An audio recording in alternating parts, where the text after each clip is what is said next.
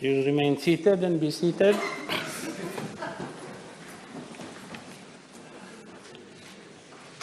I have an announcement. Honourable members, I have an announcement to make. In a press article which appeared in the newspaper Le Mauricien in its edition of 6 April 2022, under the caption, Post PNQ XLD, in regard to the proceedings of the private notice question of Tuesday, 5th April 2022, it is reported that the Honourable Leader of the Opposition did not appreciate the manner in which I conducted the PNQ, and having stated the following, I quote, « Le speaker fait moque de la Constitution quand lui empêche le leader de l'opposition faire ce travail. Il fait moque la Constitution. » Honourable members, I wish to draw the attention of the House to the fact that the words uttered by the Honourable Leader of the Opposition and its ensuing reporting may amount to contempt of the Assembly under Section 6 of the National Assembly Privileges, Immunities and Powers Act.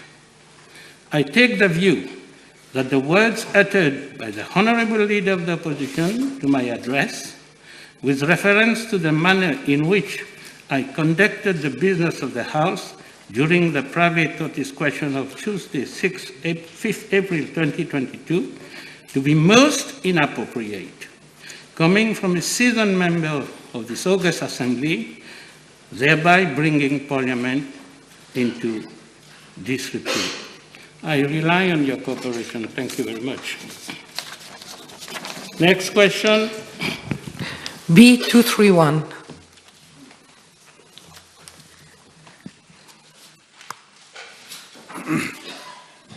Mr. Speaker, sir, allow me at the very outset to express my appreciation to my colleagues MPs of the constituency for their help and support in addressing this issue at Bambou-Vieilleux.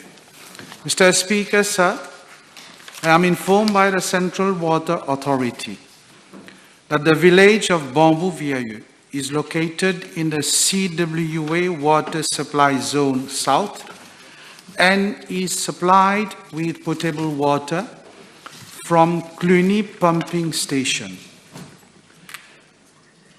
I am further informed that several houses in Bambou-Vieilleux are situated along the coastal road, while others are located on the hillside at an elevation of about 40 meters above mean sea level. Moreover, the existing 150 millimeter diameter DI service main of a length of 11.5 kilometers from Féané to Bambou-Vieilleux is old, defective, and of low carrying capacity.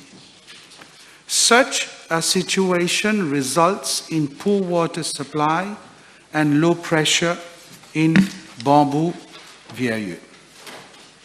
As such, there are standing arrangements for the provision of water tankers at the village to attend to water problems. I have to point out, Mr. Speaker, sir, that this situation has lasted for several years. There has been no pipe replacement, no water mobilization project in the region of Bambou-Vieilleux since 2005. The Ministry in 2021 has worked out a roadmap for the dry season, and same has been approved by government in April 2021. The roadmap addresses water supply deficiencies in several water-stressed areas across the island in the dry season. The roadmap makes provision for harnessing additional water resources in the regions of Bambou-Vieilleux, Quatre-Sœurs, Bois des Amourettes, and Vieux-Grand-Port. It has thus been proposed to tap tail racewater from Ferney and Champagne hydropower stations to service these regions. Funds have been provided in the budget estimates of 2021 and 2022 for consultancy services for the mobilization of water downstream of these power stations, including treatment and pipe works. The tender has been launched by the Central Water Authority on the 7th of March 2022, with closing date of 13th April 2022. With the commissioning of this project, 30,000 meter cube per day will be mobilized. Mr. Speaker, sir, as a short-term measure, the Central Water Authority has increased the number of water tankers serving Bambou-Vieilleux, as well as the number of trips carried out. Moreover, it is in the process of installing 4 water tanks of capacity 30 meter cube each on a concrete platform fitted with a surface pump at Anjonché, Bambou-Vieilleux, to provide adequate water supply to the inhabitants of the said region. The contract for the execution of the project was awarded on the 30th of March 2022, and duration of works is 6 weeks. Moreover, to provide a more efficient water supply in the regions of Quatre-Sœurs, Petit Sable, and Grand Sable, the CWA will reiterate its request for the provision of funds in financial year 2022 and 2023 to renew all pipelines from Quatre-Sœurs to Pointe-aux-Feuilles and Grand Sable. In addition, a new borehole at Clavé will be explored to supplement these regions with additional volume of water. I thank you, Mr. Speaker, sir. Thank you, Minister, for the clear answer. I would first take the short-time measures. It has been proposed by the inhabitants who live on the hillside that pipe be added with the T at places where the tankers cannot get access. It seems that access is the problem, and this is why when the CWA tankers, lorries go there, and it is quite difficult for them to get the water. Yes, Mr. Speaker, sir, the proposal can be taken into consideration.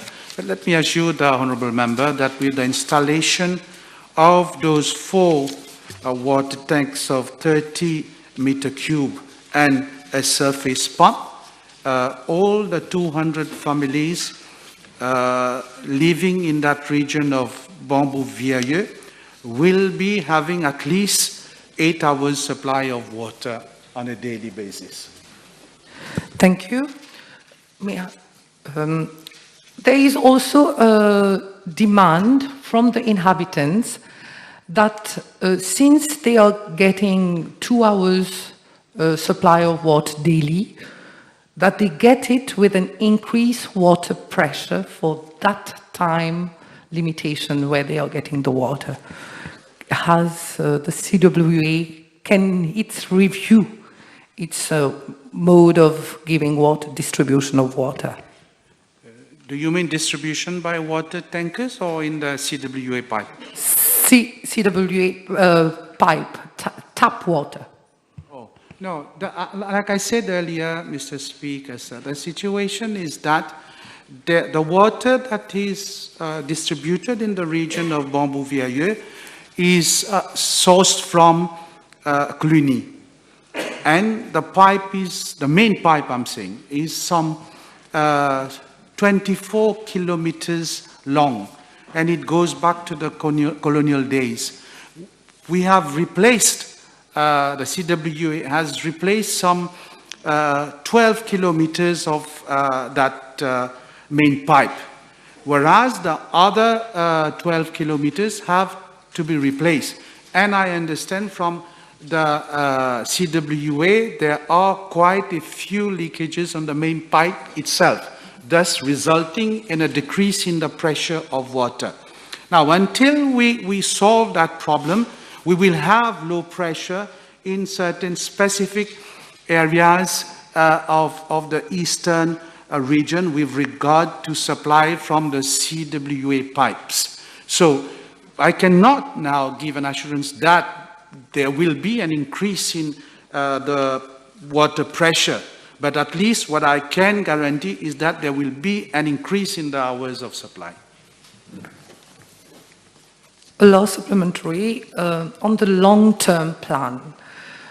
Thank you for the explicit answer on the long-time plan, but I wanted to add that there was a feasibility study done by the CWA to look for more sources of water as the population in that area has increased considerably. And can we know from the Minister whether the status of the study and what has been the findings, whether there are more sources and water treatment plant that can be looked into for the future? I thank the Honourable Member for her question. Like I've said, we are looking into all possibilities to improve the water supply, specifically in that region, that is the eastern region. There are studies that have been carried out. There are projects to be implemented in the long term.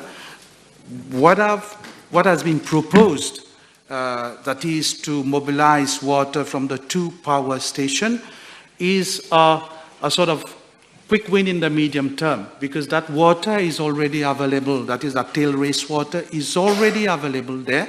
We are going to use that water, treat it through a treatment plant, and inject it in the distribution network so that we have more water for that region. Like I said in my main reply, by implementing this project, we will have an additional of 30,000 meter cube of water available per day for that region, which is quite enough, because what we are getting right now from Cluny borehole is some 12,000 meter cube.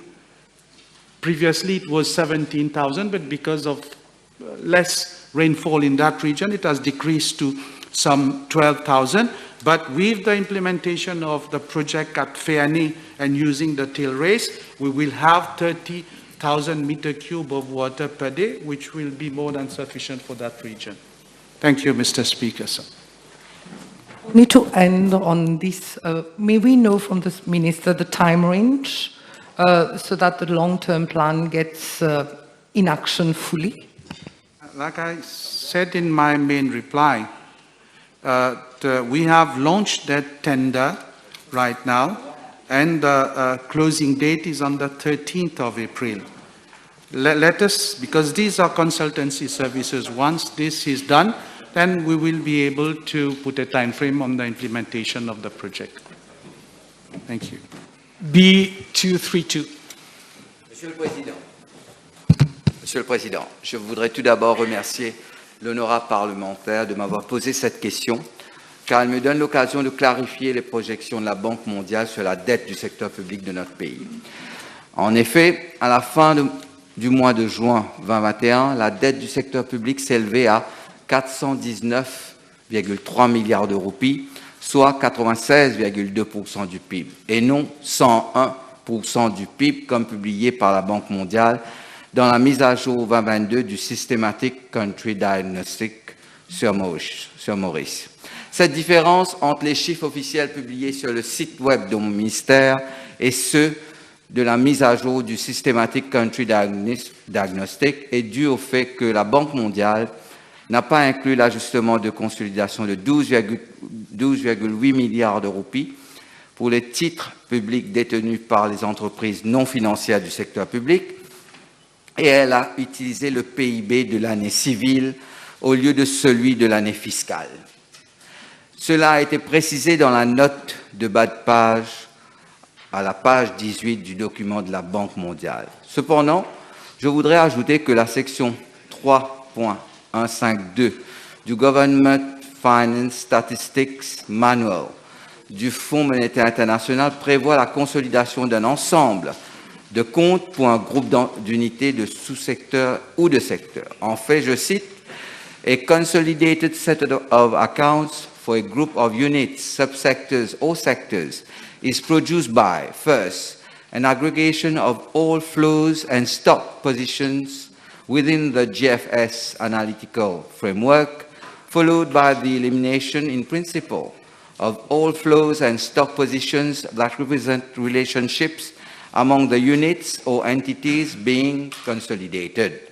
In other words, consolidation eliminates the double count because a flow or stock position of one unit is paired with the corresponding flow or stock position recorded for the second unit with which it is being consolidated, and both flows and all stock positions are eliminated.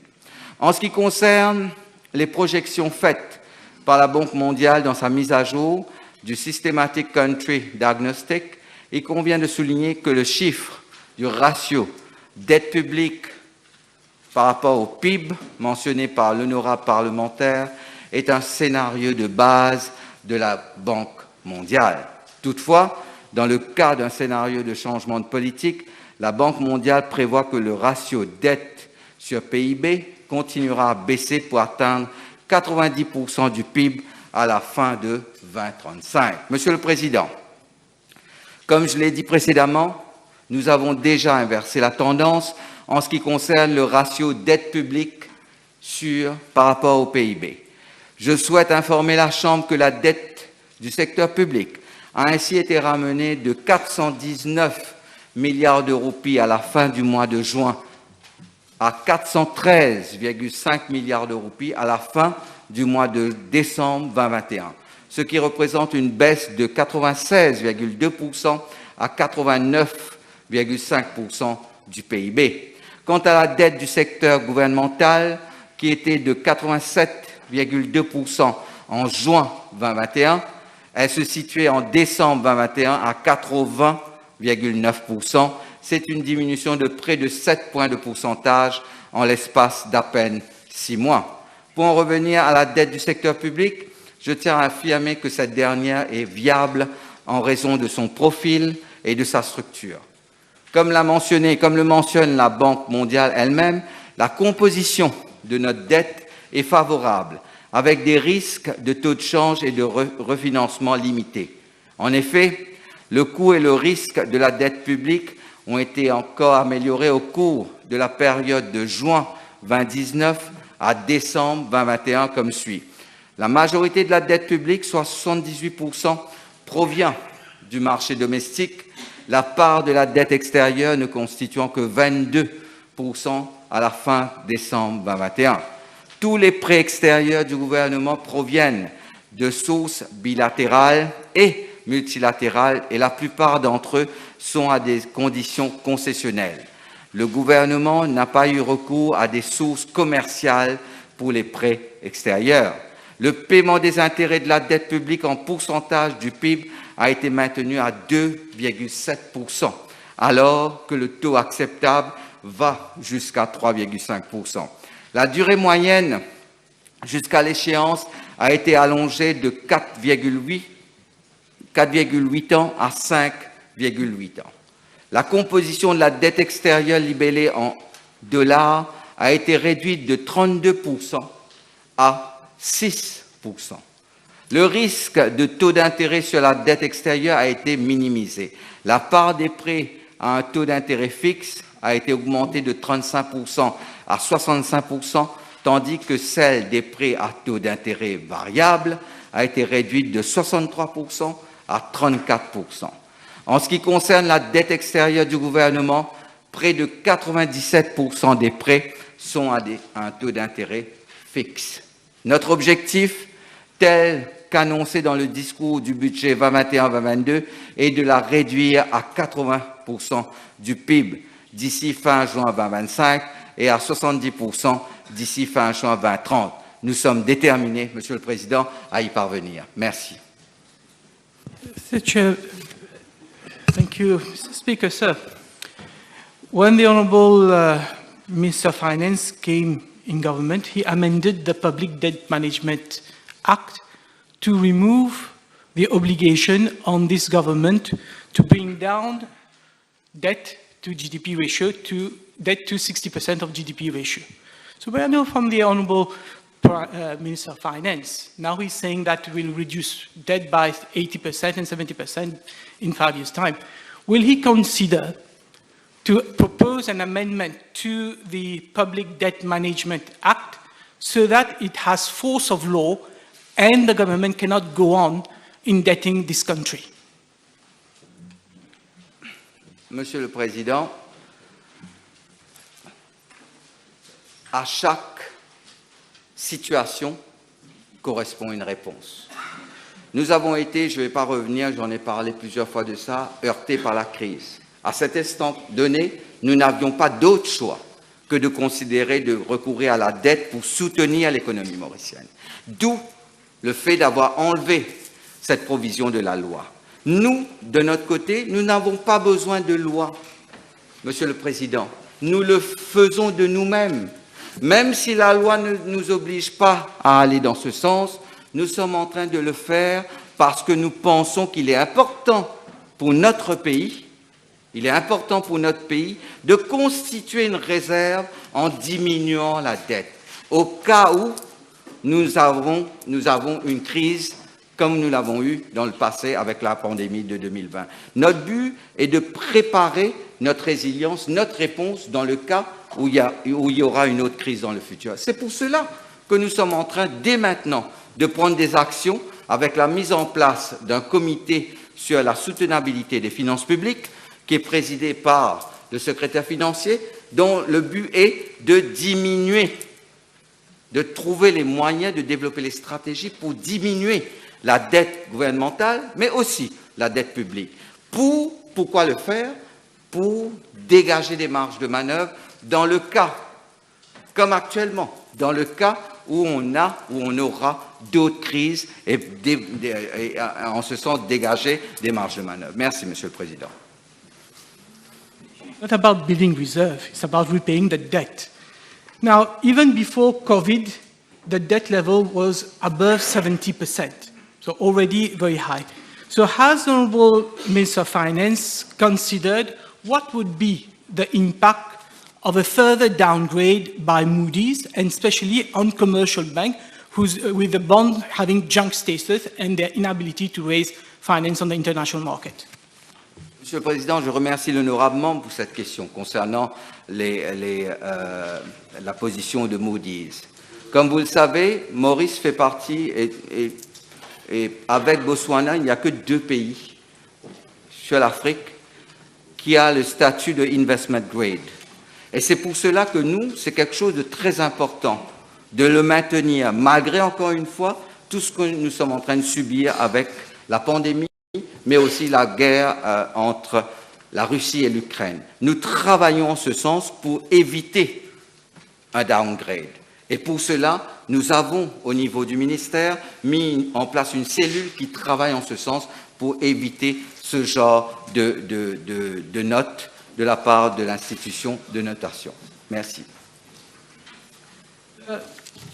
World Bank report, in its estimated that the debt level will rise up to 120% by 2030, state, and I quote, the GDP ratio start rising against one CSG benefits are introduced in fiscal year 23-24. So irrespective of what goes on in Ukraine war, what the World Bank is saying that if you go ahead with the introduction of contribution sociale généralisée, debt level will raise up to 120%. So may I know from the Honourable Minister of Finance, being given whatever has been said by the World Bank, if he will still go ahead with this contribution sociale généralisée, which will result inevitably in higher debt. Monsieur le Président, je ne tiens pas à être désagréable, mais nous avons passé une loi où j'avais réexpliqué tout ce qui concerne la CSG, l'importance de mettre la CSG pour que les pensionnés puissent bénéficier d'une pension raisonnable au moment où ils prennent leur retraite. C'était ça l'objectif. Et je le dis ici, dans le rapport de la Banque mondiale, il parle de targeting. Il nous parle qu'il faut faire du ciblage pour ceux qui touchent le BRP. Ce n'est pas la conception du gouvernement. Nous, vous savez, la Banque mondiale ou n'importe quelle autre institution, ils peuvent nous donner des conseils. Mais c'est à nous de prendre ce qui est intéressant pour notre pays. Comme je l'ai déjà dit, nous sommes souverains. Et nous prenons des décisions indépendantes pour le bien-être de la population. Et j'ai entendu l'honorable membre parler de ce rapport, mais j'aimerais aussi lui lire une partie de ce rapport que peut-être il n'a pas lu. J'aimerais, s'il m'autorise, à lui lire 2-3 phrases de ce rapport. Simulations for 2020, based on the 2017 survey.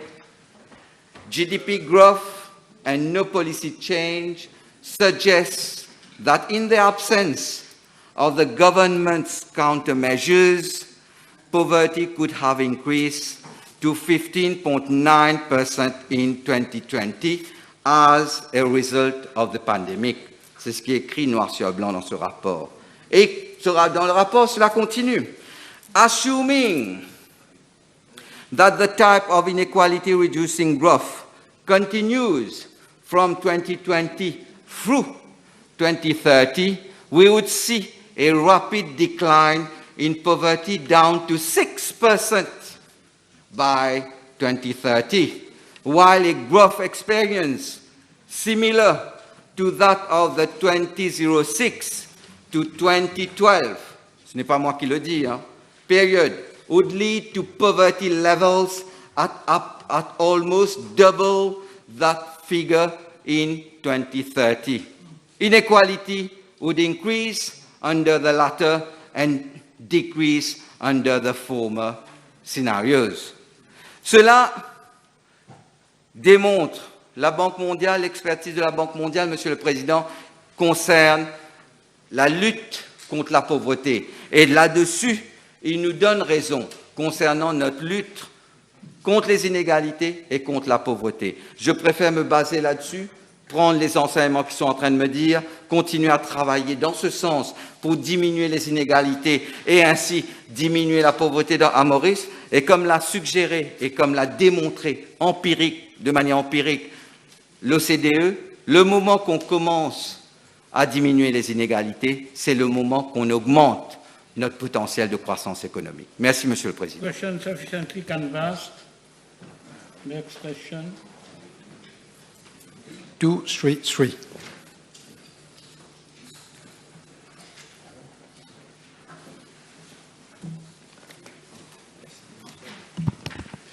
Mr. Speaker, sir, I'm informed by the Road Development Authority that prior to 2017, the traffic from Triolet and its vicinity going towards Port Louis and the Salvan region was using the Terre Rouge, Triolet, Grand Bay, A4 road, and subsequently the Terre Rouge roundabout on the motorway M2 to proceed to their respective destinations.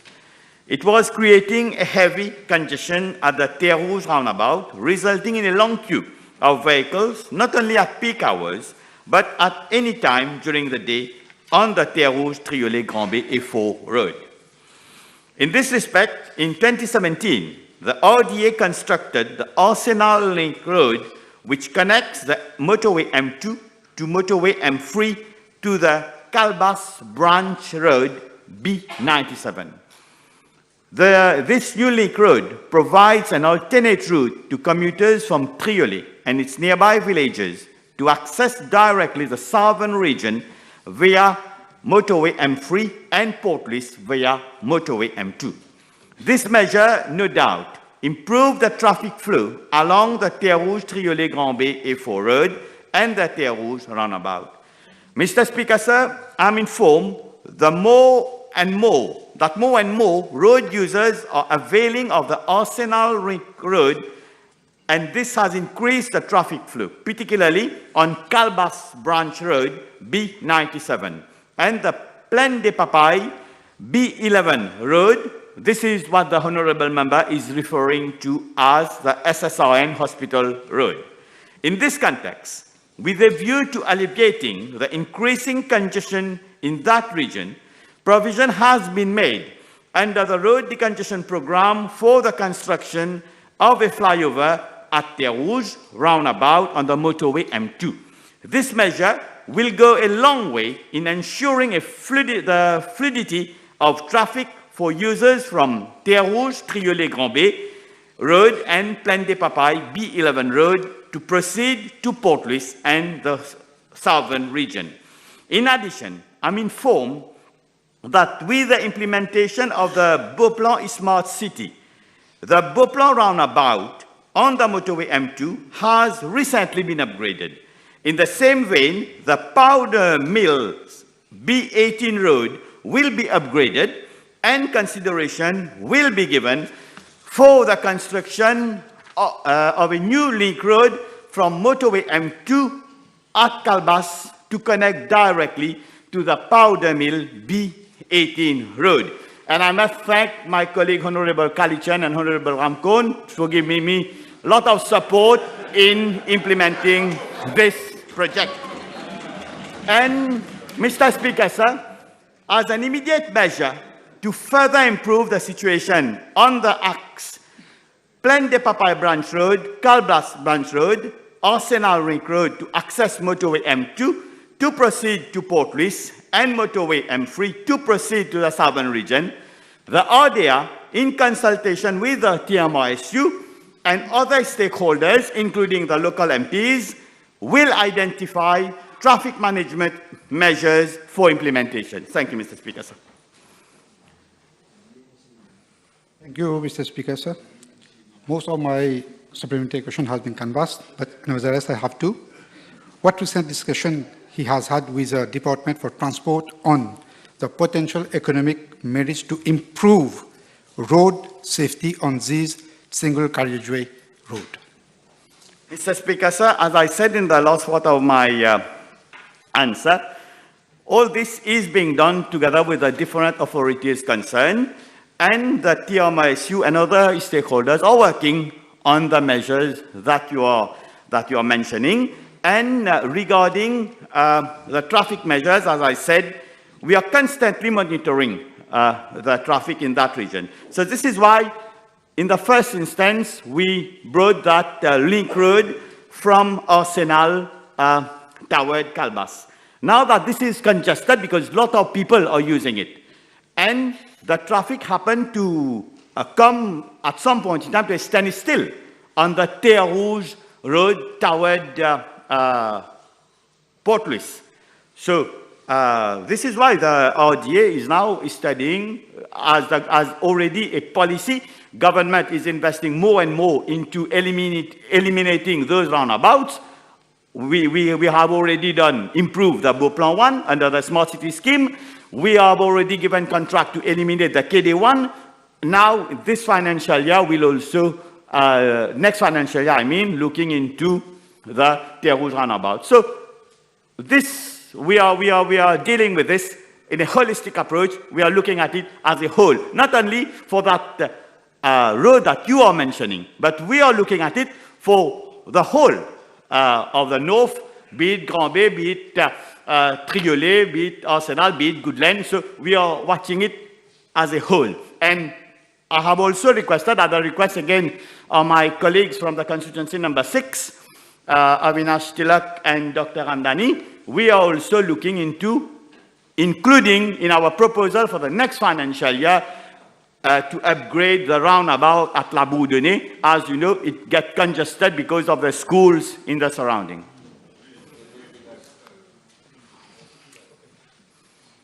Next question. Reduce the congestion to the said road during peak hours.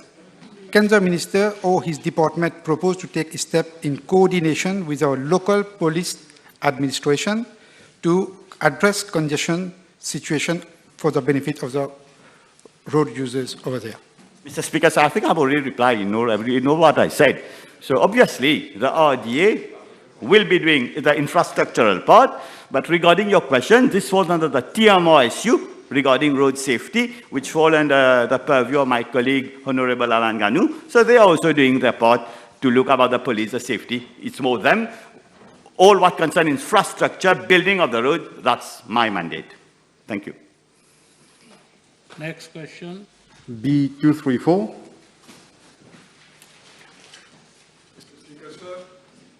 With regard to the first part of the question, I wish to inform the House that I have taken note of the contents of the report of the Director of Audit for the financial year 2020-2021.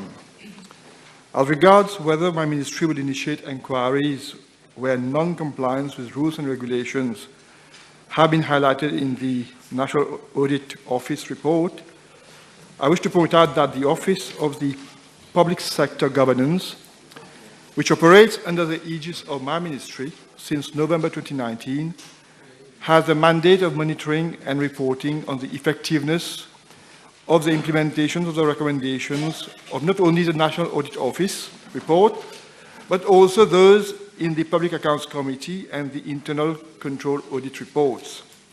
Moreover, the OPSG, that is the Office of Public Service Governance, is also responsible for establishing, reviewing, and monitoring the effectiveness of audit committees in ministries and departments. Mr. Speaker, sir, I'm informed by the OPSG that further to the publication of the NAO's report 2020-2021, a list of organizations is being drawn up where special inquiries are required. Based on the findings of these special inquiries, the OPSG will submit its recommendations to the concerned ministry or department for corrective measures where appropriate. Mr. Speaker, sir, the OPSG is also mandated, among other functions, to establish and monitor audit committees in ministries and departments which were set up following recommendations made by the National Audit Office. The main objective of the setting up of such committees is to minimize the number of audit queries and to support accounting officers in the monitoring and reviewing of both risk control and governance processes. The focus of the audit committees is the implementation of the recommendations of the reports of the National Audit Office, the Public Accounts Committee, the Internal Control Unit, and in any special inquiry carried out by the OPSG. Audit committees are required to submit quarterly status reports to the OPSG and thus monitors the implementation of the recommended actions. Thank you, Honourable Minister. Mr. Speaker, sir, may I ask the Honourable Minister to consider something serious? There is a general perception among the population that in a few cases there is a lack of good governance and transparency, in spite of having a dedicated ministry, in spite of the work done by the Office of Public Sector Governance. Let me quote the exact words of the Director of Audit, who on page 1... Yes, it is based on the question. It's your privilege to put as many supplementary questions. Put questions.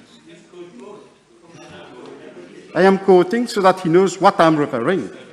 On page 1, for the financial year 2020-2021, he quotes that, I'm again drawing your attention on lapses of procurement.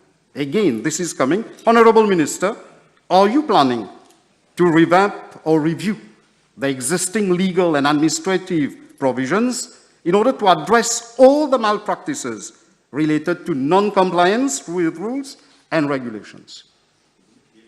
Mr. Speaker, sir, I think earlier on the Prime Minister, in his reply to Honourable team, he gave details of different authorities and institutions that exist that are addressing these issues since 2015, as he mentioned in his reply.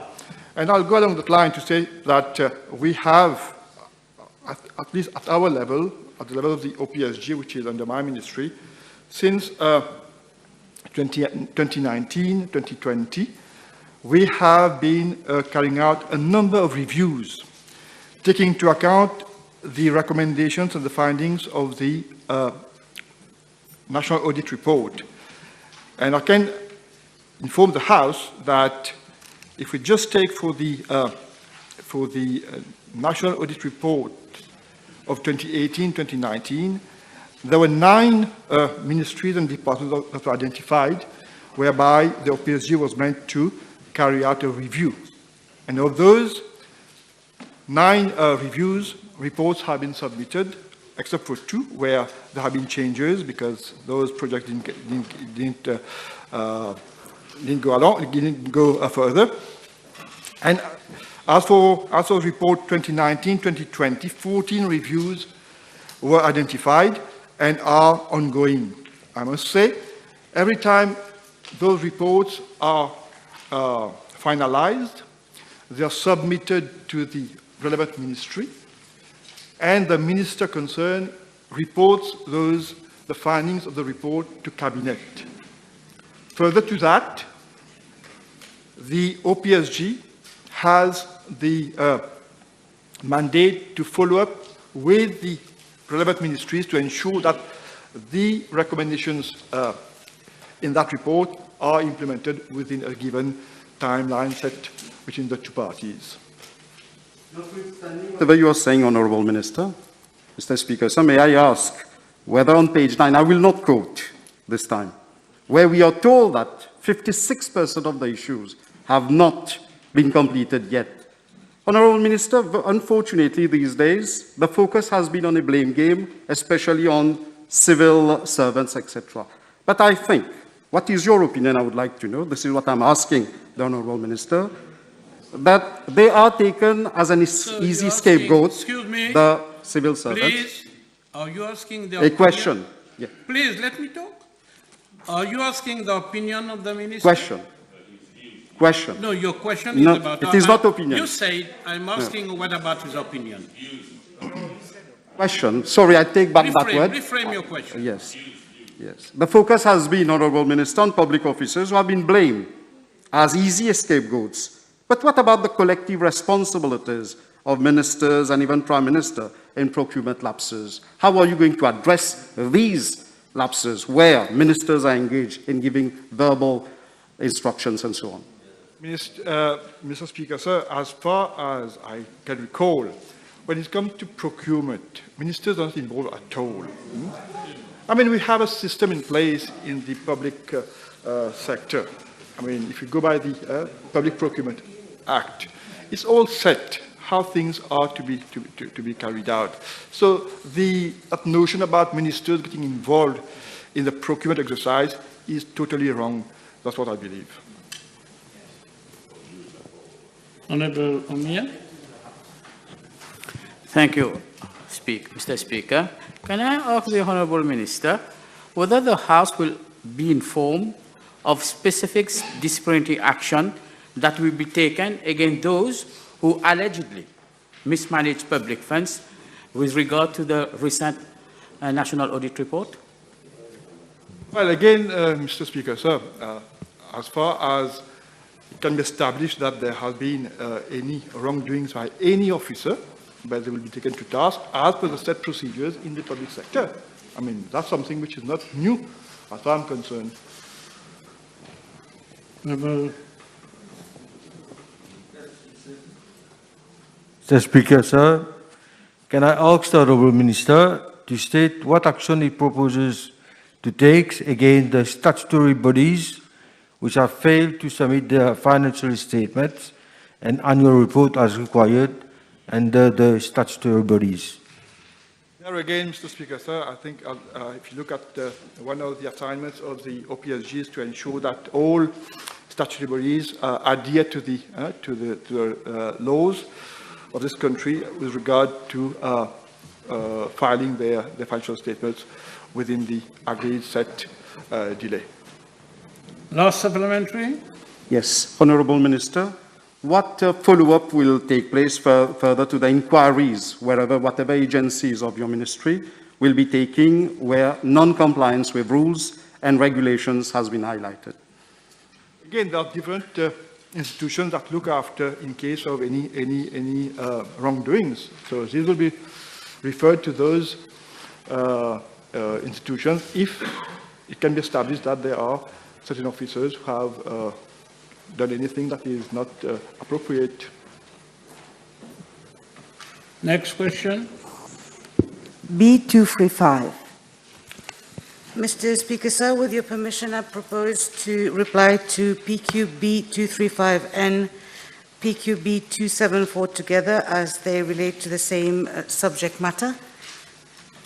Mr. Speaker, sir, with regard to PQB 235, as at the 6th of April 2022, the number of foster children stand at 91, who are under the care and responsibility of 76 foster families registered with my ministry. As the House is aware, the foster care program was introduced in 2002 in Mauritius in accordance with the Child Protection Foster Care Regulation of 2002, as subsequently amended in 2005.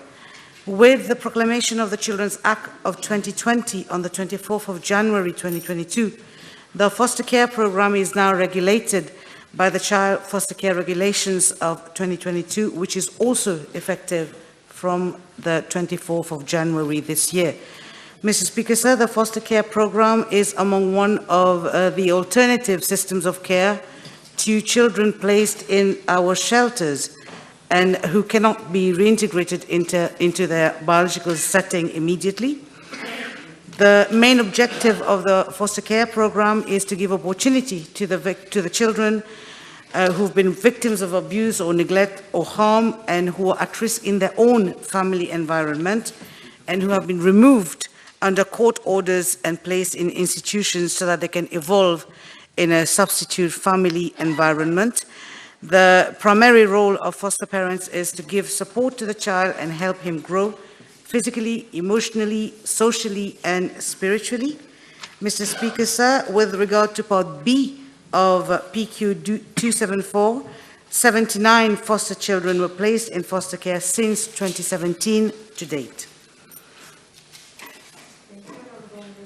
The Honourable Minister informed the House on the criteria laid down by her ministry with regard to child fostering. The criteria, Mr. Speaker, sir, for a family to be registered at the level of my ministry to foster our children, the applicants must have a steady home, they must be aged between 25 to 60 years, they could be married or single, the family should be in good health emotionally as well as physically, they should demonstrate and prove a genuine interest in parenting, and they should be willing to help the child reunite with the child's biological family or to be moved into an adoptive family when the time is appropriate. And the applicant should also have appropriate and decent housing facilities with basic safety standards.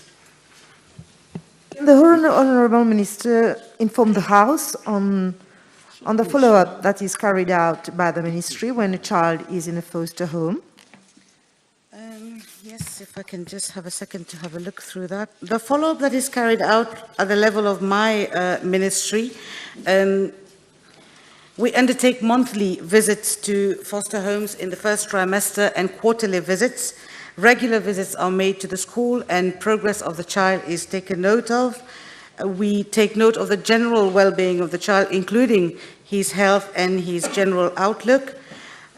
Once we have placed a child in a foster family, officers of the foster care section, like I said, effect regular home visits, school visits, provide psychological support and counseling to both the minor and the foster parents if required.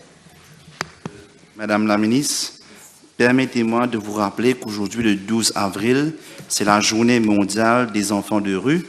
alors même que les ONG sont en train de soutenir que la situation est en train d'empirer et qu'il y a beaucoup plus d'enfants dans la rue. De ce fait, avec un budget de 12 millions de roupies qui vous avait été attribué en juin, après 9 mois, vous avez pu accueillir que 91 enfants sur le foster programme. Que comptez-vous faire pour augmenter ce nombre d'enfants, pour essayer de, avec 12 millions, vous pouvez accueillir jusqu'à 125 enfants. Donc, que comptez-vous faire short term pour pouvoir accueillir beaucoup plus d'enfants pour bénéficier du programme de soutien? Merci. Mr. Speaker, sir, it's a very pertinent and a very good question put by the honourable member from the other side. The aim of foster care is obviously to, inter alia, to rehabilitate. It's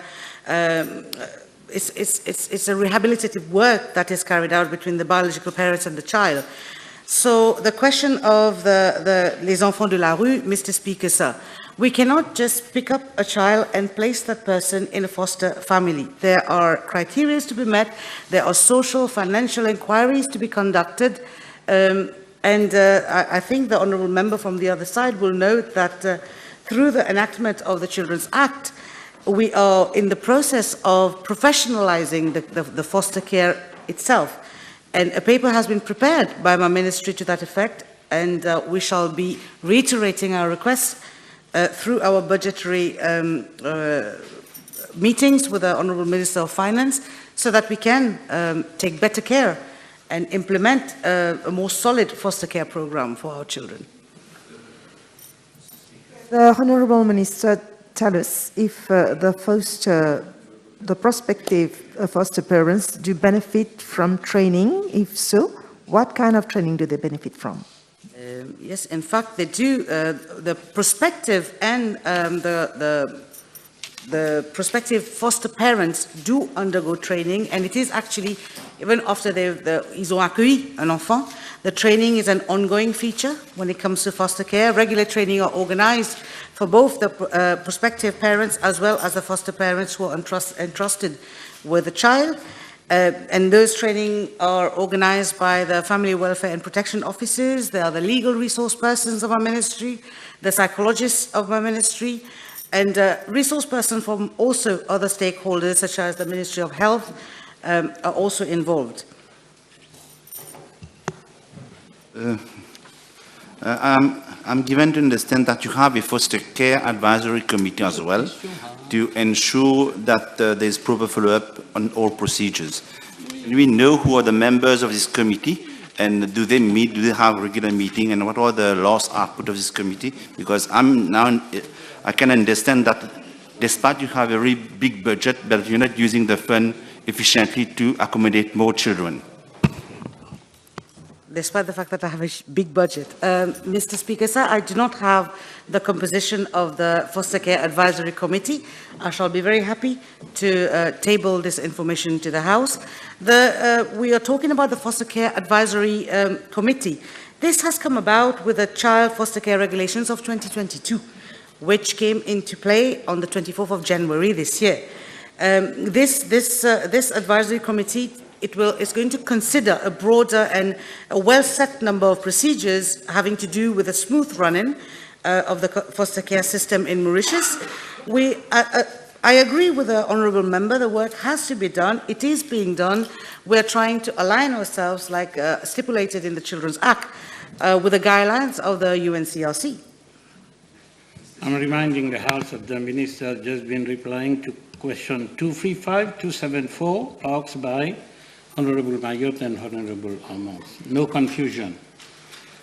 The table has been advised that PQB 264, 258 and 314 have been withdrawn. Next question.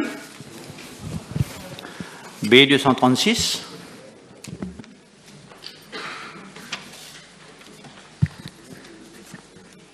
Mr. Speaker, sir, according to the latest published Energy and Water Statistics 2020, the main energy sources for electricity generation were coal, standing at 39.5%, followed by fuel oil and diesel at 36.6%, and renewables representing 23.9% of the mix. The independent power producers produce around 59.2% of the total electricity generated, and the Central Electricity Board the remaining 40.8%. Mr. Speaker, sir, the House is aware that in the Budget Speech 2021-2022, it was announced that the utilization of coal in electricity generation would be phased out by 2030.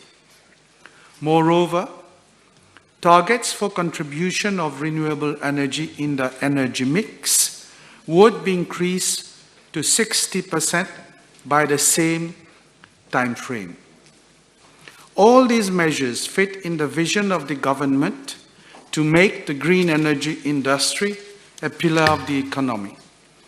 Mr. Speaker, sir, against this backdrop, my ministry has been having regular consultations with relevant stakeholders and is in the process of finalizing the revision of the Renewable Energy Roadmap for the electricity sector 2030 document that was approved by government in 2019, when the target was for an attainment of 40% of renewable energy by 2030.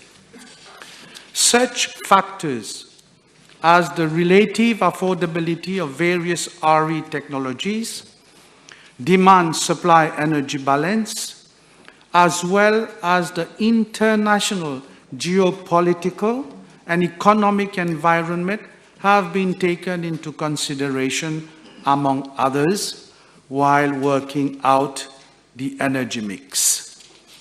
Mr. Speaker, sir, I am informed that at present, the Central Electricity Board has 3 power purchase agreements with 3 independent power producers that use coal bagasse as fuel, namely Alteo Energy Limited, Terragen Limited, Omnicane Thermal Energy Operations, Labarac Limited. One IPP uses solely coal as fuel, namely Omnicane Thermal Energy Operations, Saint-Aubin. Alteo Energy Limited started its operation in December 1998. The initial term of 20 years of the PPA expired in December 2018 and was extended up to 31st December 2021 on terms and conditions mutually agreed between the 2 parties. The Central Electricity Board is currently negotiating an extension of the PPA beyond 31st December 2021 for a duration of 3 years. Pending completion of negotiations, the contract has been extended from 1st January to 30th June 2022 on the same terms and conditions. The initial term of the PPA of 20 years of Terragen Limited expired in June 2020. The PPA was extended in 2 phases up to 31st December 2022 and 30th June 2025 on terms and conditions mutually agreed between the Central Electricity Board and the independent power producer.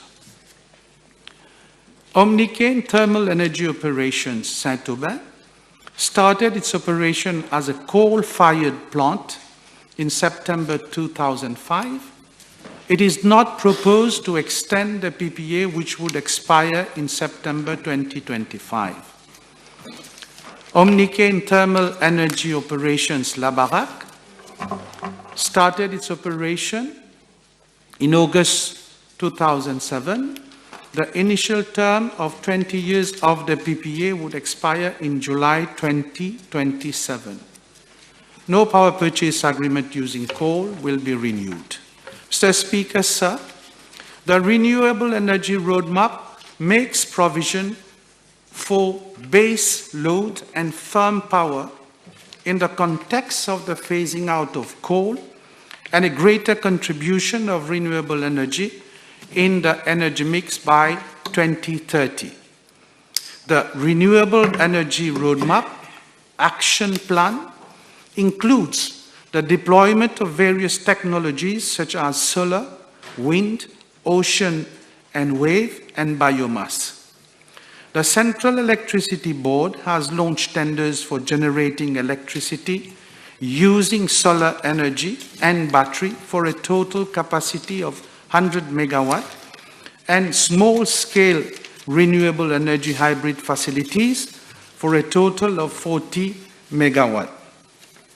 In addition, the Central Electricity Board will launch a request for proposal for biomass. I thank you, Mr. Speaker, sir.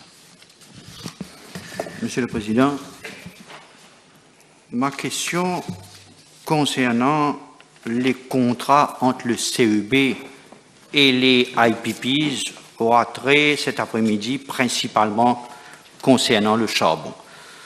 Le Premier ministre, dans son discours à l'Assemblée du COP26 et au Parlement le 23 novembre 2021, affirmé « phasing out coal in the electricity generation before 2030 ». Tiragen, dont le contrat a expiré en juin 2020, a eu une extension, Monsieur le ministre, de 30 mois qui se termine décembre 2022 de cette année-ci. Tiragen produit de l'électricité autour de 60 mégawatts de charbon. Et nous avons 8 ans d'ici à 2030 pour cette transition énergétique pour éliminer le charbon, comme l'a précisé comme le Premier ministre. Qu'est-ce que le ministère, qu'est-ce que le gouvernement préconise dans les négociations futures à partir de décembre avec Tiragen pour éliminer le charbon, comme l'a si bien dit le Premier ministre à Glasgow et à l'Assemblée nationale? Mr. Speaker, sir, in my reply, I have stated clearly what are the measures that is being taken at the level of government, first to do away with coal by 2030, and to increase the share of renewable energy in our energy mix by 60%. The announcement made by the Prime Minister is a very bold announcement with regard to the phasing out of coal, being a small island development state. We are working on different fronts, Mr. Speaker, sir. The first thing that I said is that we are reviewing the roadmap, which is a very important decision, because we are in consultation with various stakeholders for reviewing that roadmap. I understand that the work is almost complete. We are at the last stage, and when this is done, we will make it public. The second thing, at the level of the CB, I've stated in my reply that there are a series of measures being taken in order to move towards that 60% energy by 2030 and to do away with coal. Now, renewable energy being used as semi-base and peaking energy, we all agree that for a certain period of time we will require those coal bagasse-fired power plant because we need base load. But in the meantime, the CEB is doing the needful to be able to cope with the situation. That's why in my main reply I said the CEB has launched tenders for the generating electricity using solar energy and battery for a total capacity of 100 megawatt, and also another tender has been launched for renewable hybrid facilities. Together with that, I have already stated earlier, Mr. Speaker, sir, the CEB is commissioning a battery energy storage system to be able to accommodate the intermittent energy of the order of 30 megawatt. And I believe the Honourable Member last year, he had put a question to me on the issue.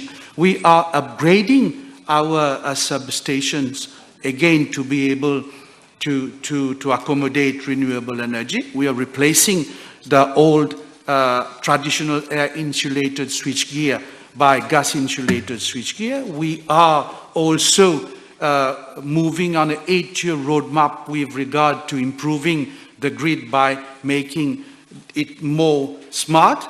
And we have also embarked in a series of consultations with other stakeholders to be able to contribute to the share of renewable energy. For example, public entities. We have received proposal from public entities to be able to produce renewable energy. And in my reply, I said, Mr. Speaker, it is good that we move into that direction. And I said that because also of the prevailing international geopolitical and economic situation. That's why we are very confident, Mr. Speaker, sir, that we will achieve that target. And I said, and I repeated, this is a very bold decision taken by this government, and we have the will to move into that direction. I thank you, Mr. Speaker, sir. Monsieur le ministre, nous savons tous que seuls les IPP brûlent le charbon. Le CUB ne brûle pas de charbon. Et nous parlons ici de 190 mégawatts pour la production d'énergie en brûlant le charbon. Et vous parlez de solaire, vous parlez de green energy, c'est joli, tout comme la déclaration du Premier ministre à Glasgow. Mais jusqu'ici, Monsieur le ministre, donnez-nous des réponses concrètes. Comment faire pour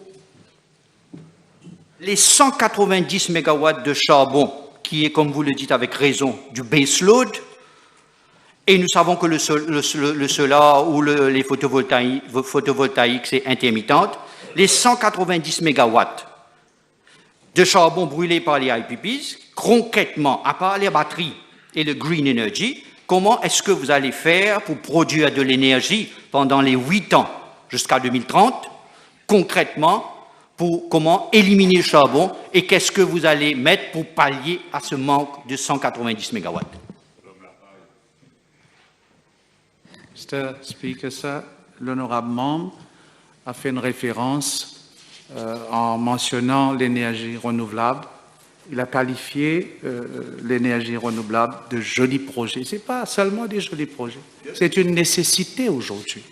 Il est impératif, Monsieur le Président, que nous bougeons dans cette direction. Now, with regard to the IPPs, like I said, the roadmap will take care of all that. And I've also stated, I believe in my reply, that we are, no, this is a supplementary. We are also in the near future, we will launch an RFP with regard to biomass. This is where we believe we will get the base load required within the 7 years, the 5 years, I should say. Because by the time you look into a project and you implement a project, but in the 5 years to come, like I said, we are very confident that we will get the required base load from other sources of energy, and we are also confident that we will achieve the 60% target with regard to renewable energy. Thank you. In between now and 2027, when Omnicane CTDS contract will be over, and CTDS users coal, it produces about 8% of electricity demand for Mauritius with a plant of 32.5 megawatt.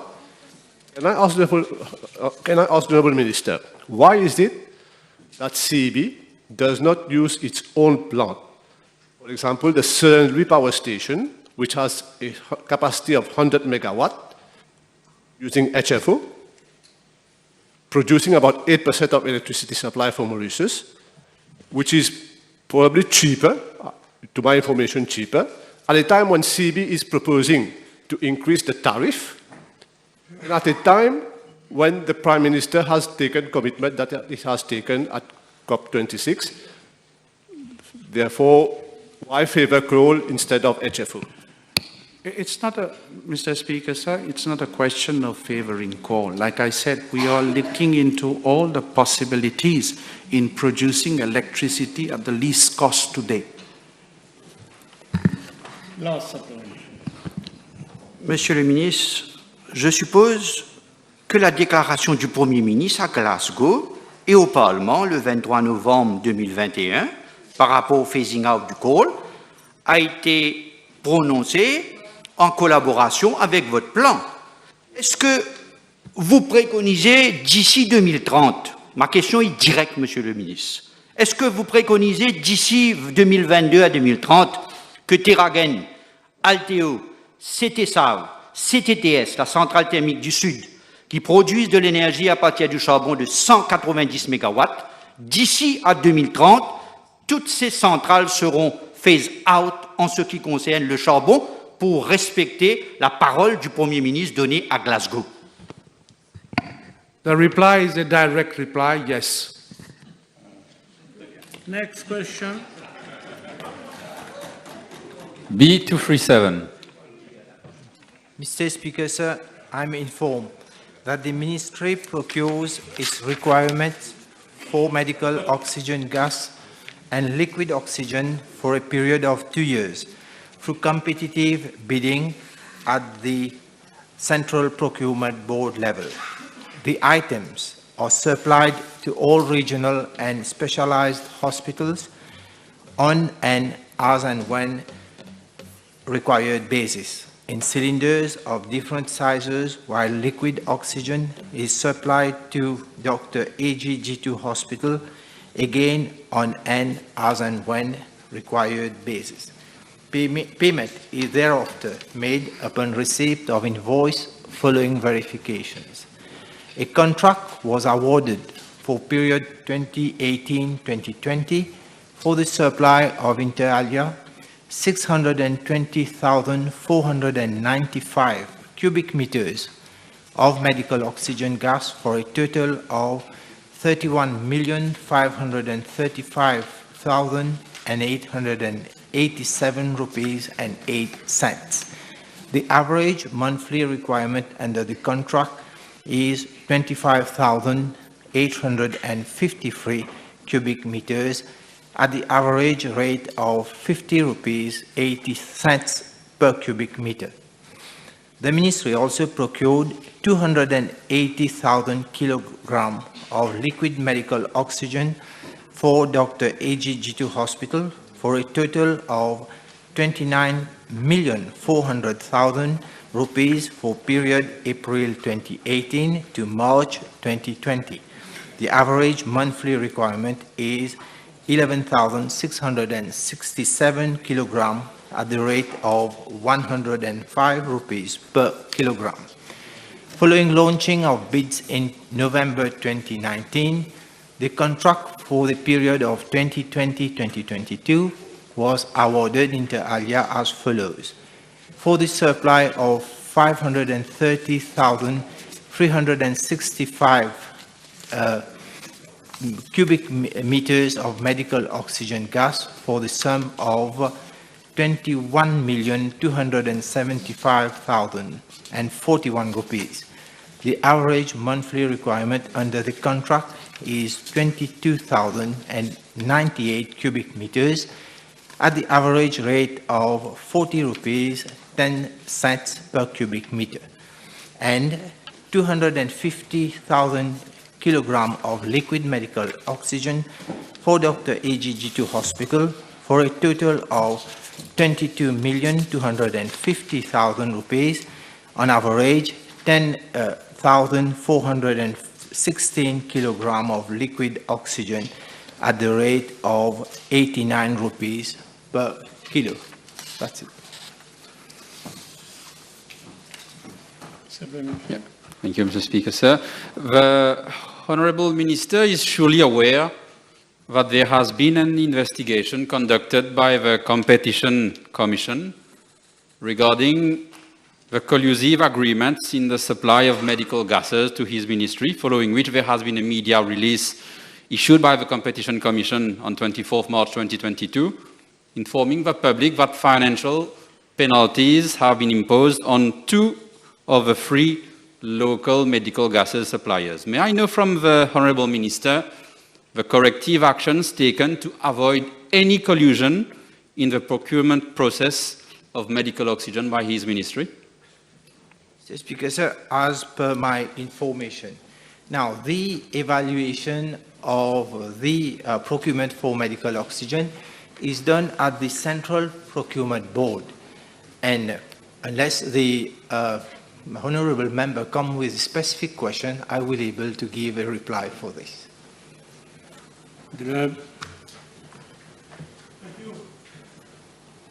Thank you, Mr. Speaker, sir. Can the Minister inform the House whether his ministry has procured oxygen from other suppliers when the country was at its peak of contamination with the Delta variant? If not misleading, it should date back to November 2021. Thank you. Mr. Speaker, sir, in November 2021, the outbreak of COVID-19 cases associated with the Delta variant, during that time, that resulted into an increased use of oxygen. Now, what I am informed that cylinders from one company were sent to 2 other companies for refilling of cylinders at their respective plants. The oxygen needed in excess was sourced from Réunion Island.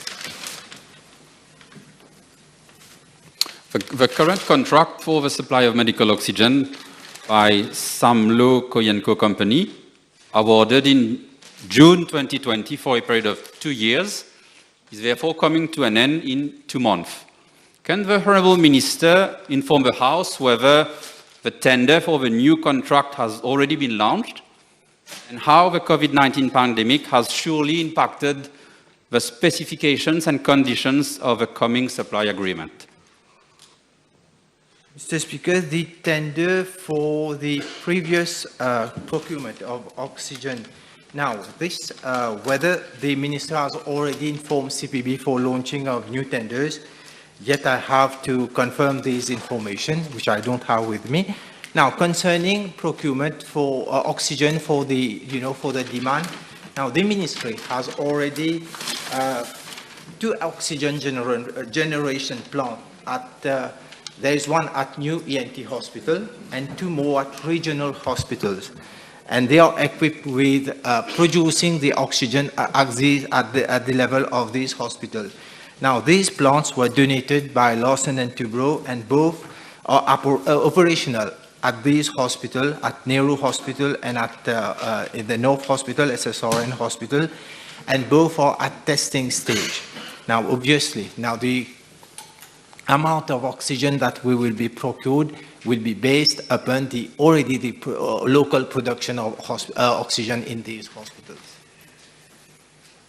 Thank you, Mr. Speaker, sir. The Honourable Minister informed the House about the oxygen plants in regional hospitals. Can the Honourable Minister inform the House of the production capacity of the plants? Thank you.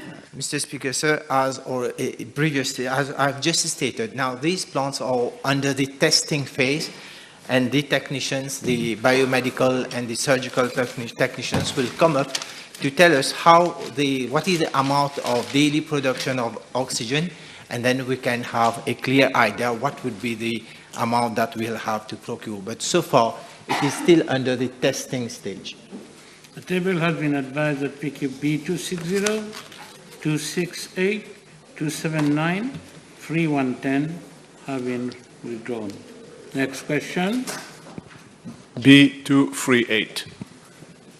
Mr. Speaker, sir, I wish to inform the House that my ministry has a well-established protocol for the disposal of expired drugs based on established procedures.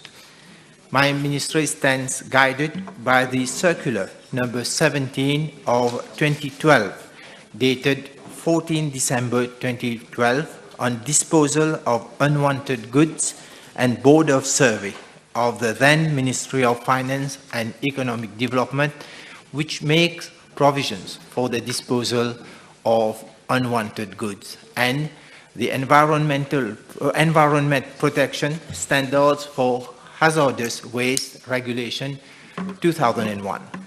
Unwanted goods include those which have expired while in stock.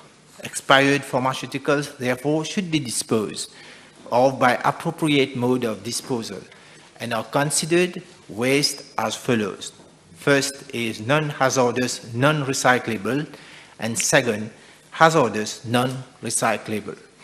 These items should be returned to the central warehouse on GF10 or goods returned inward note. The officer responsible for the management of drugs at the Central Supply Division should submit to the officer in charge of the warehouse the relevant technical diagnosis report, which clearly indicates that the drugs are of the above-mentioned types.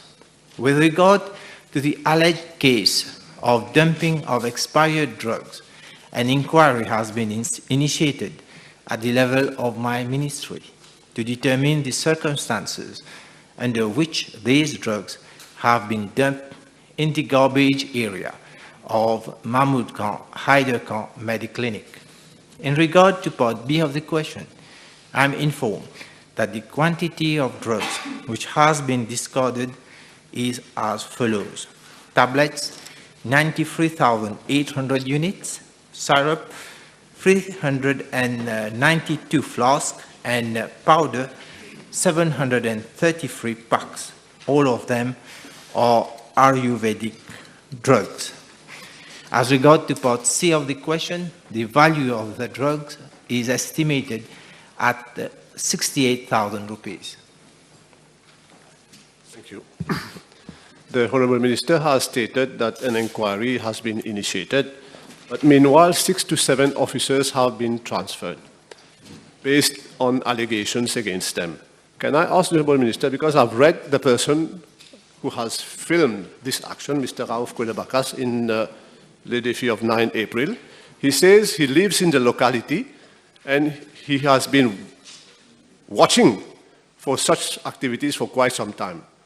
And he, at the material time that he was filming, the employees were wild against him. Can I therefore ask the Honourable Minister, why were these employees transferred to us very far away places, and whether he can consider to return them back until the inquiry is finalized? Mr. Speaker, sir, the inquiry is still undergoing, is still under, we have not yet, it has not been completed and there is no recommendation of the inquiry. So there is, the transfer is something different. It's a normal procedures in the ministry. Should I say that the staff of the Ministry of Health posted in the different centers, be it in the different units, be it in the regional hospital or in the health centers, they are routinely being transferred. There is no permanent transfer, there is no permanent posting in the Ministry of Health for any category of staff unless there is no other place where you have to be transferred. So we should not, at the same time, what an inquiry is being done and then for the transfer of these officers. Now, I would request the member to give us the details of those persons who have been transferred, the number of years of posting at one place, and whether they have done the rotation, because in a posting, you're supposed to be rotated to the different, other units, and at the same time, if ever there is a complaint for the transfer, have they written any letter? They have informed the administration, and secondly, whether they have informed the unions also, whether this is transferred or justified or not. Monsieur le ministre, c'est un peu surprenant d'entendre dire que juste en lendemain de la vidéo au Mediclinic à Plaine Verte, d'entendre dire que les handymen ont été transférés. Et comme vous le précisez vous-même, l'enquête est toujours en cours. Est-ce que les responsables, je vais dire le management de ce Mediclinic qui sont responsables pour la gestion de ce Mediclinic de waste. Est-ce que ces personnes-là ont été transférées ou seulement les handymen? Mr. Speaker, sir, as per my information, the officer who's responsible for the disposal of drugs, they also have been transferred. But I cannot relate this transfer to be on the, on the issue of this video. Thank you, Mr. Speaker, sir. Following a press article published in a newspaper dated on the 9th of April, which I shared with the Honourable Minister myself, can the Minister inform the House whether it is possible to tamper with expiry dates of drugs dispensed in hospitals? Mr. Speaker, sir, no. The Ministry of Health does not affix any expiry date on medications or on drugs, and if this is the responsibility of the manufacturer to affix the expiry of any drug. So there is no tampering by the ministry to change the date of expiry. Thank you. The transfers were not routine, they were punitive. On a different note. No, don't say things like this. Yeah. This is your opinion, or you may have information. Your opinion. Put questions. The last 3 audit reports and one specific report of 2020 has flagged issues about the way medicines are disposed and about the protocol which the Minister referred to in 14 December 2012 circular. And the specific mention about incinerators. Can I ask the Honourable Minister, how is it that being given the protocol and all the issues that have been raised previously, we still had what we had at Mahmoudkar Haidiaka Clinic when medication were being disposed as solid municipal waste? Mr. Speaker, sir, I have the information that previously, since the last 3-4 years, all medications have followed what I've already stated in my reply. And that's why there is an inquiry on this, on this video where medications are being disposed, expired medications. So let's wait for the report. The table is advised that PQB 255, 272, 290, 308 have been withdrawn. Next question. B239, sir. Mr. Speaker, sir, as the House is aware, the Protection from Domestic Violence Act dates as far back as 1997. It provides mainly for the protection from domestic violence, and subsequent amendments were made in 2004, 2007, 2001, and 2016. However, in view of the constant dynamic societal changes, exacerbated, in fact, during the COVID-19 pandemic, domestic violence has taken new dimensions, and hence there's a pressing need to amend the current legislation. Mr. Speaker, sir, my ministry has already initiated the process of amending the PDVA. A preliminary working document has been prepared after consultation with relevant stakeholders. Drafting instructions will be issued shortly to the Attorney General's office for amendments to be brought once Cabinet approval has been obtained.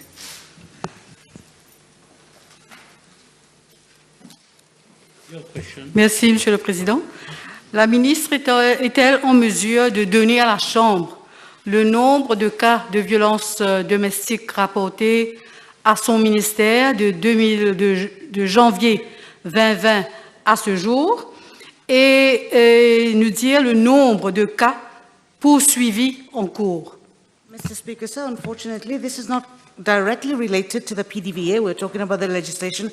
Unfortunately, I don't have the statistics with me right now, but I'm happy to table the requested information.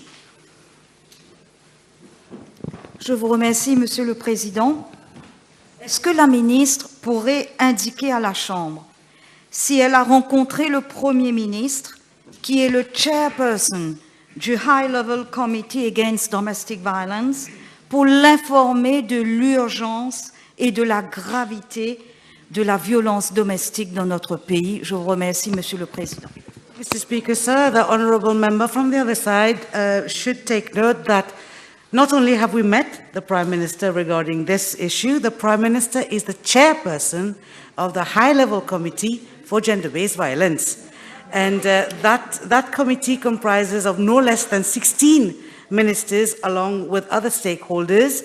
We have met, I think the high level has met, I'm talking de mémoire, on 4 occasions. The National Strategy Plan has been revealed, has been launched.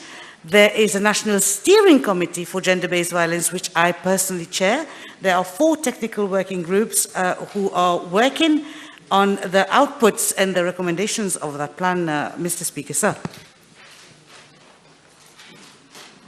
Merci. L'honorable ministre peut-elle nous donner la garantie que les recommandations des associations concernant la violence domestique, concernant les enfants et les recommandations des ONG qui ont déjà été circulées à son ministère seront prises en considération et intégrées dans les amendements? Integrate, I cannot guarantee that they will be integrated, but definitely I can guarantee, Mr. Speaker, sir, that they will be considered, all the ones that are valable and pertinent, and that is going to bring good changes to our society and further protect our women. Definitely, the ministry will take into consideration all stakeholders' propositions. Monsieur le Président, sous la section 13, Offenses de la Protection from Domestic Violence Act, toutes les différentes offenses sont sur le même pied d'égalité, y compris le non-respect d'une protection order, malgré la gravité de ce délit en particulier. Je demande à l'honorable ministre si, afin de mieux protéger les victimes et dissuader plus effectivement les agresseurs, si elle va considérer apporter des amendements pour que la violation d'une protection order devienne un délit séparé et spécifique et puni par une plus lourde sanction. Mr. Speaker, sir, I might speak under the correction of my honourable colleague, the Attorney General, but I believe that this is already a violation on its own. When we speak about amending the Protection Against Domestic Violence Act, it is logical that such amendments will be brought. We amend a law to strengthen it, not to make it weaker. So all propositions when it comes to offences, whether they're aggravated offences, whether higher penalties will be incorporated in the new legislation. Next question. Mr. Speaker, sir, with regard to parts A and B of the question, I'm informed that the Director General Health Services chaired a meeting on 26 November 2021.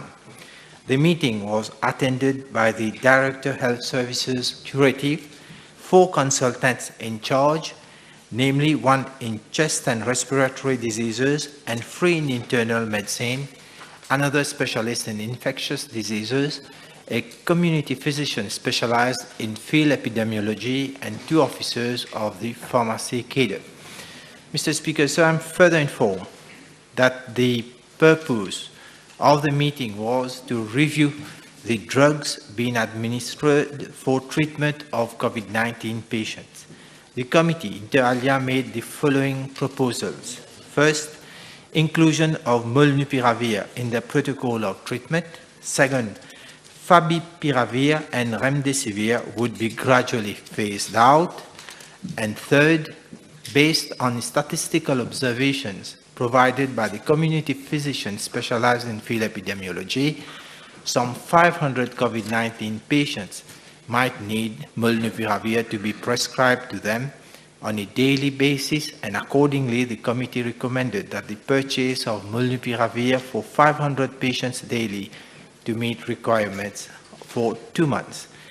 And fourth, tocilizumab would be still used and Ronaprev would be introduced. Mr. Speaker, sir, as for part C of the question, I'm informed that the Independent Commission Against Corruption is presently investigating the matter, and by virtue of Section 81 of the Prevention of Corruption Act, information relating thereto is confidential and cannot be disclosed. I also wish to add that the decision to interrogate anybody as part of its investigation process rests solely with ICAC. The Minister informed House on that particular committee, with the Dr. Bio chaired, how many monopolar drugs was recommended to be purchased? Mr. Speaker, sir, as I stated, so 500 tablets, 500 doses per day for a period of 2 months, and one patient will require 40 tablets. So I believe it will come up around about 2 million tablets, if my calculation is not wrong. The Minister informed House whether that committee made a recommendation to him to the senior chief executive following that meeting for the purchase of this molnupiravir. No, Mr. Speaker, sir. So the Minister is not involved in the process of procurement or in the quantification of the drugs. So all are the administrative matters that has been dealt at the level of the senior chief executive. The House, Dr. Bio is still chairing committee for the purchase, for the decision to purchase drugs. Mr. Speaker, sir, the role and responsibilities of the DG, or the Director General Health Services, their role is both technical and professional sides, because the DG is responsible for the smooth running of the work of the professional and their staff, technical staff. He is also responsible, as per his scheme of duties, for the coordination and implementation of health policies. So in the future, if he is required to chair a meeting, obviously the DG, as per his scheme of duties, he has to chair. You have a question? Thank you, Mr. Speaker. So I've heard the Minister open the door, and that's why I put the question on Section 81 of the Prevention of Corruption Act. He has said that because of that particular section of the law, he cannot give further details. Does he have a letter from any officer or member of the board of the ICAC that states that because of Section 81, they shall not divulge any information, or is he just saying it without any letter in his possession? Mr. Speaker, sir, there is no door to be opened. What I have been informed, and this obviously will not come from me, it will come through the responsible authorities. The table is advised that PQ B263, B289, B294, and B297 have been withdrawn. Next question. B241. Mr. Speaker, sir, with your permission, I shall reply to this parliamentary question. I wish, in the very first instance, to highlight that the concept of the urban terminal project is primarily to generate the urban landscape in accordance with modern town planning principle. In this respect, this project is this government vision, this Prime Minister Pravin Kumar Jagannath vision, and whoever wants to shout as loud as they want over whatever mic, that will not make this project theirs. Mr. Speaker, sir, what means modernization also means catering for the needs of all people, irrespective of their level or conditions, and include persons with physical disabilities. Mr. Speaker, sir, with regard to the VUT, Victoria Urban Terminal, a request for proposals was issued in December 2016 for the redevelopment, modernization, and operation of the former Victoria Bus Terminal.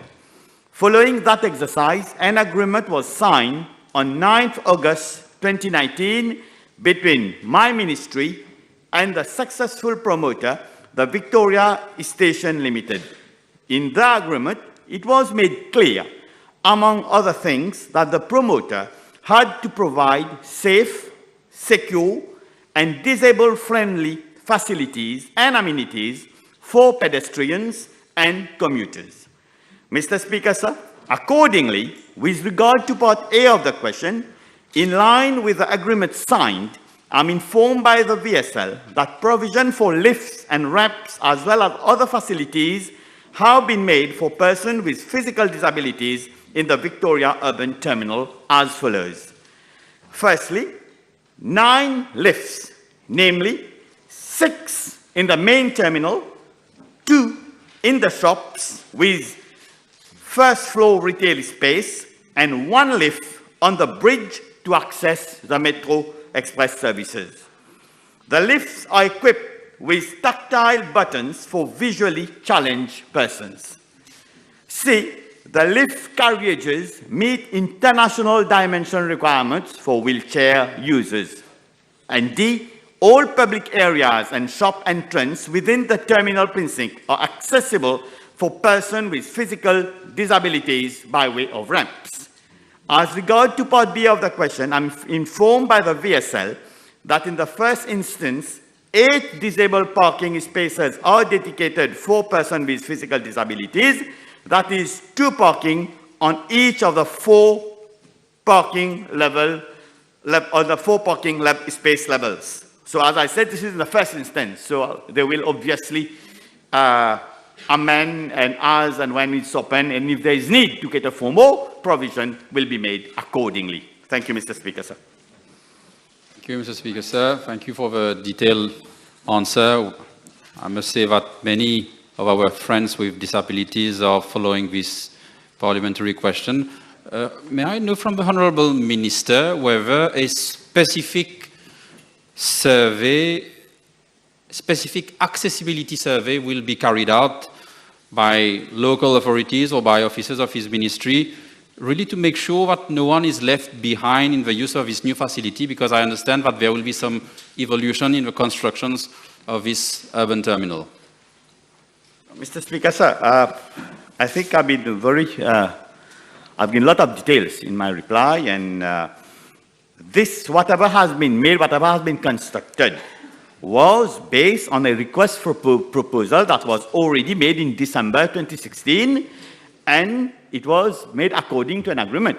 So we have provided for the lifts, we have provided for the ramps, so it's all in there. Obviously, now the Ministry of Social Security, together with my ministry, are looking into. The Minister of Social Security will have the required survey and will give us the report required. But the project, before we sign that agreement, it has already been vetted by the officers and the Minister of Social Security. Thank you. The Minister has definitely provided a lot of details for the users of the building, the clients that will be coming to the building. But can I ask him, what about the stall holders? Being given that the place is quite small in terms of space, whether if any stall holder is wheelchair bound, he will have access to maneuver within his stall? Well, obviously, provision has been made for people with disability to shop around. And the list of those who will hold the stalls are already a preset list. We already knew who are the people. So I don't know if there are people with disability. That will be dealt on a personal basis with them. Next question. Thank you, Mr. Speaker. B242. Mr. Speaker, sir, since the beginning of the vaccination campaign, my ministry set up a National Pharmacovigilance Committee, which has as main objective the early detection, investigation, and analysis of adverse events following immunization and adverse events of special interest to ensure an appropriate and rapid response. Mr. Speaker, sir, according to the National Pharmacovigilance Committee, as at March 2022, a total of 1,576 cases of adverse events following immunization has been reported. Most cases of side effects have been reported from among those who were administered the AstraZeneca Covishield vaccines, with a total number of 869 cases registered to date. As regards to those inoculated with Sinopharm vaccines, 367 persons have reported side effects. On the other hand, 263 cases of adverse events following immunization have been reported among those persons who received the Covaxin vaccines. 44 cases of side effects have been reported for those administered the Johnson & Johnson vaccines, while 14 cases from among those who received the Sputnik V vaccines. 19 cases of side effects have been reported in those administered the Pfizer vaccine. I further wish to point out that no side effect has been reported in those administered the Moderna vaccine. Mr. Speaker, sir, the World Health Organization classifies a minor A1 adverse effect as an event that is not serious and has no potential risk to the health of the recipient of the vaccine. I'm informed that 7 minor A1 adverse effects were reported. The vaccine administered was AstraZeneca in 5 cases and Sinopharm in 2 cases. The main symptoms encountered by the patients were fever, chills, muscle pain, shortness of breath, among others. Such cases were provided symptomatic treatment, which constitute administration of analgesics and intravenous fluids. Mr. Speaker, sir, a serious A1 side effects is defined by the World Health Organization as an event that potentially results in persistent or significant disability, incapacity, or death. I'm informed that the National Pharmacovigilance Committee that there were 2 reported serious A1 side effects. The vaccine administered in both cases was AstraZeneca. One of the patients was diagnosed with Guillain-Barré syndrome, and the other one, who subsequently passed away, was diagnosed with thrombosis with thrombocytopenia. In both cases, the patients were treated with intravenous immunoglobulin. Thank you, Mr. Speaker, sir. I would like to thank the Minister for the reply. May I ask him whether he has some details as regards to which vaccine was created more side effects and in which age group? Because we have the different age groups. You have the elderly, you have the adults, and then you have the young people. And we applied different vaccines to different age groups. So may I ask him whether there has been some sort of a fine-tuning of this 1,567 cases to know whether which vaccine created more side effects and in which age group? Mr. Speaker, sir, the AstraZeneca created the most side effects. Now, I don't have that information about the age group, but surely I will compile those figures and inform the member. Thank you, Mr. Speaker. In a question that I had put to the Minister in the past, the Minister stated in the House that his ministry was considering the setting up of a compensation scheme for those who have had severe side effects or severe handicap as a result of the administration of the vaccine. Can we know where matters stand with regard to the compensation scheme? Mr. Speaker, sir, in fact, the manufacturer in there, whenever we have done any procurement of any vaccines, so in that contract, it is already, there is a compensation mechanism for the side effects. So this compensation mechanism is there, and this, whenever there will be need to have recourse to the compensation mechanism, the ministry will follow the course. The table is advised that PQB 243, 246, 248, 249 have been withdrawn. Time over. Motion. Mr. Speaker, I move that all the business on today's order paper be exempted from the provisions of paragraph 2 of Standing Order 10. Seconded. The question is that all the business on today's order paper be exempted from the provisions of paragraph 2 of Standing Order 10. Those in favor say aye, those against say no. The ayes have it. Statement by Minister. Honourable Tilak. Mr. Speaker, sir, with your permission, I wish to make a statement on the Hajj Pilgrimage 2022. I'm informed by the Ministry of Foreign Affairs, Regional Integration and International Trade that the Ministry of Hajj and Umrah of the Kingdom of Saudi Arabia had issued a communique on the 9th April 2022 on its website informing that 1 million pilgrims, both foreign and domestic, will be allowed to perform Hajj this year. The number of pilgrims coming from specific countries will be in accordance with the quotas allocated to each country and in consideration of compliance with all health recommendations. Moreover, as per the said communique, the Ministry of Hajj and Umrah has further announced that this year's Hajj will be conducted according to the following regulations. A. It would be open to those who are under 65 years old and have received the main COVID-19 vaccinations approved by the Saudi Ministry of Health.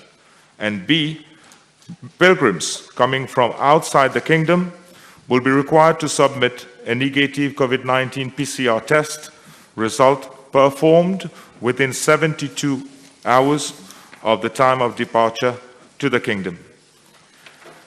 Mr. Speaker, sir, I'm also informed by our head of mission of the Mauritian Embassy based in Riyadh that during a meeting with the new Saudi Minister of Hajj and Umrah, Ambassador Sudan was informed that the functions performed by the Muassasa, which used to be responsible for the organization of Hajj, would now be fulfilled by a new body known as the Mutawafun Foundation.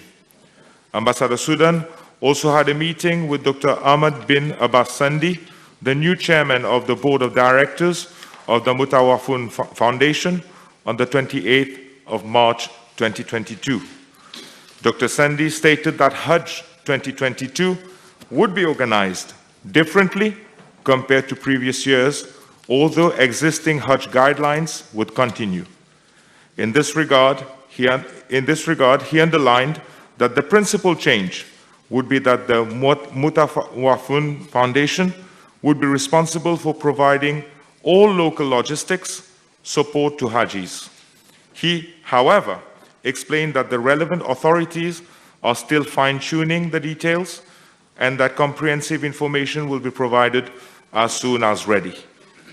Given the changes that are expected to occur with this new organization established by the Saudi authorities, the chairman of the Mutawafun Foundation has invited the Embassy of Mauritius in Riyadh and the chairman of the organization that oversees the organization of Hajj in Mauritius, that is the Islamic Cultural Center, to attend a meeting scheduled in Jeddah on 20th of April 2022, and during which all the details, including the COVID-19 vaccinations requirements, will be discussed and finalized.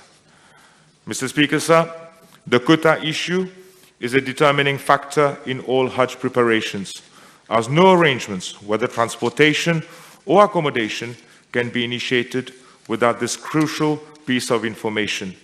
My ministry, along with the Islamic Cultural Center, are in close contact with the Mauritian Embassy in Riyadh, and we are awaiting a final decision regarding quota that will be allocated to Mauritius. I thank you. Public Bill, first reading. Mr. Speaker, sir, I move that the Beach Authority Amendment Bill be read the first time. Good. Public Bill, second reading.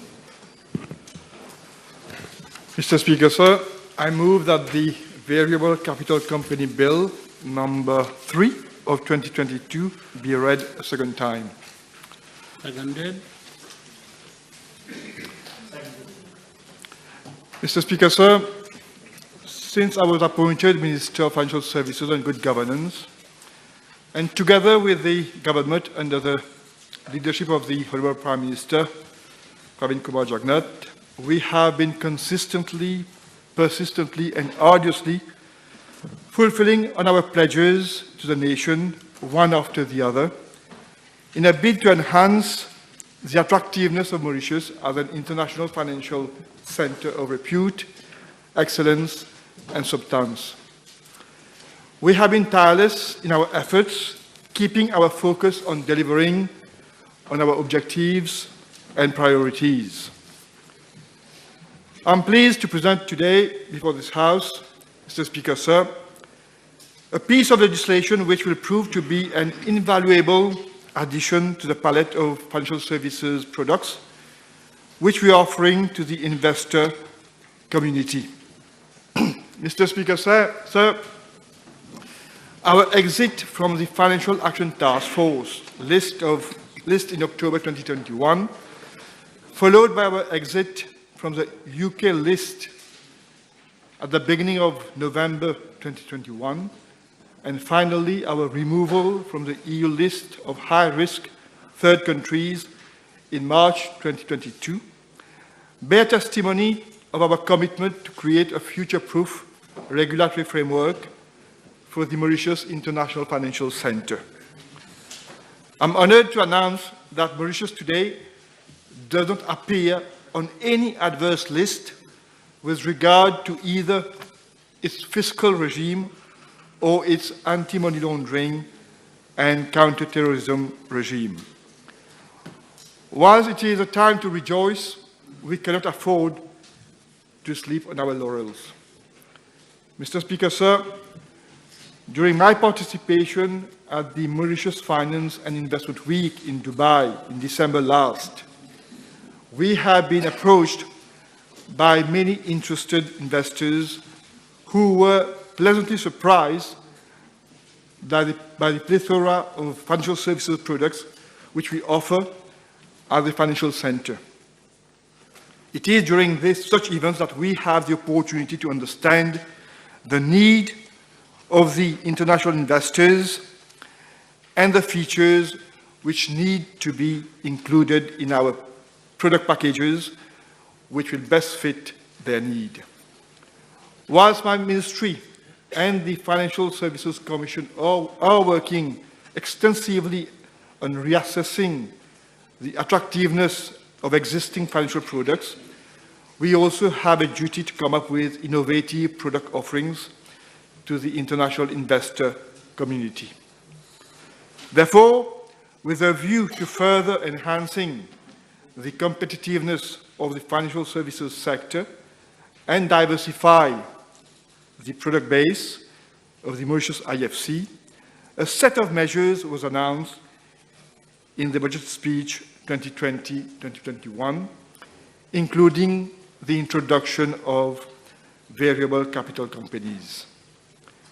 Mr. Speaker, sir, the bill which I am presenting today is a new milestone in the evolution of our Mauritius International Financial Center. The bill being introduced is by no means a big bang measure, but rather is a logical sequence on the road to provide a larger choice of financial products to our investors and clients. It is carefully researched and well-designed solution. At the conception stage itself, views and feedbacks were sought from various departments and agencies to gather ideas on what they believe should be the salient features of the would-be bill. I wish to seize this opportunity to thank the teams of the Attorney General's Office, the Financial Services Commission, and officers of my ministry who have been diligently at work drawing on experience elsewhere and devising the best model based on homegrown specificities, experiences, and requirements. Mr. Speaker, sir, let me assure the House that this bill has, for months, been subject to wide consultations with regulators and stakeholders, both from public and private sector.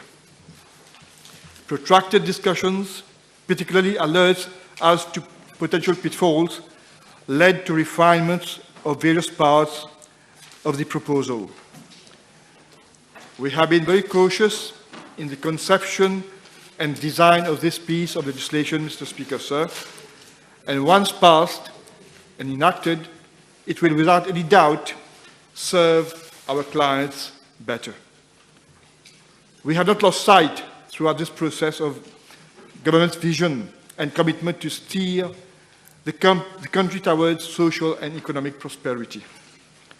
We have attempted to create such a legislation that will give the Mauritius International Financial Centre an edge over financial centres, over other financial centres, and ultimately assist in boosting economic development. Mr. Speaker, sir, this bill has as objective to widen the offerings in the funds sector, which is one of the most dynamic segments of the financial services sector. As at end of February 2022, there were 988 collective investment scheme funds and closed-end funds, which were set up and administered from Mauritius, and 432 CIS managers were licensed by the Financial Services Commission. As of June 2021, management companies, most which offer fund administration services, employed around 4,500 persons, while CIS managers employed around 170 persons. Most of these employees are high-skilled professionals and form the niche talent pool of our International Financial Centre. Mr. Speaker, sir, these figures clearly demonstrate how crucial the investment fund sector is for Mauritius. However, it is important to acknowledge that we are not alone to have such products. Globally, other international financial centers such as Singapore, or more recently, the Gujarat International Financial Tech City in India, are constantly improving their financial products. Mr. Speaker, sir, I wish to bring to the attention of the House that a number of international financial centers around the world have greatly benefited from the introduction of VCC in their palette of products, such as Singapore. The Gujarat International Financial Tech City, known as GIFT City, has set up a committee of experts for examining the feasibility of the variable capital company in India. This is the reason why, for which, whilst following the international trends, we have to innovate and ensure that Mauritius maintains its competitive edge. Mr. Speaker, sir, with this objective in mind, the regulator and industry operators have brought forward new features to the commonly known variable capital company to make sure that this new product will receive the right response from investors. Traditionally, the Companies Act was the sole legislation governing the setting up and registration of companies in Mauritius. Thereafter, in 2002, the Protected Cell Company Act was enacted to introduce a new type of company which consists of one or more cells for the purpose of segregating and protecting cellular assets in the manner provided by the Protected Cell Company Act. However, given that the Companies Act provides for the incorporation, governance, disclosure, protection of shareholders, mergers and acquisition of companies, it remains applicable to all companies, including the Protected Cell Company, whether domestic or those with a global business license. Similarly, Mr. Speaker, sir, a variable capital company will be governed by the provisions of the proposed VCC bill, but will be incorporated under the Companies Act. However, the new VCC will be exempted of the application of certain provisions of the Companies Act, which I will elaborate upon shortly. This bill is also bringing strategic amendments to other legislation, such as Income Tax Act, with a view to increasing our competitiveness and ease of doing business. Mr. Speaker, sir, before I proceed into the details of this new bill, allow me to highlight some key features of the variable capital company. Currently, a number of legal structures are being used for investment funds, such as companies, trust, protected cell companies, and limited partnerships in the forms of collective investment scheme or closed-ended funds under the Securities Act. Although some of the aforementioned structures allow for a single fund or an umbrella fund consisting of multiple sub-funds to operate, on the other hand, a VCC offers a palette of additional features which will undoubtedly increase the attractiveness of the Mauritius International Financial Center. These are: A VCC can consist of collective investment schemes, funds, and closed-end funds within one structure. B, flexibility for the increase and reduction of capital. C, a VCC may issue shares of varying amounts and or issue shares for payment of calls as agreed between its shareholders. D, a VCC allows for flexibility regarding the distribution of dividend. E, a sub-fund of a VCC may invest in other sub-funds of the same VCC. F, in a VCC, investment portfolios are segmented through the sub-funds and special purpose vehicles whereby assets and liabilities can be clearly segregated and ring-fenced. G, the winding up of the individual sub-funds does not automatically initiate the winding up of the entire VCC. And H, VCCs may sue or be sued in respect of a particular sub-fund, hence mitigate the contagion risk of the whole entity. Mr. Speaker, sir, I will now elaborate on the salient features of the bill. The explanatory memorandum sets out the object of the bill, which provides for the legal framework for the setting up and operation of variable capital companies and ancillary matters. Clause 2 of the bill defines the key terms which are used through the bill. The setting up of the variable capital company or converting an existing company into a VCC are provided in Clause 3 of the bill. Furthermore, a company which has already been established abroad can be converted into a VCC by way of continuation in accordance with procedures provided in Clause 4 of the bill, and it will also allow for domiciliation of funds set up abroad.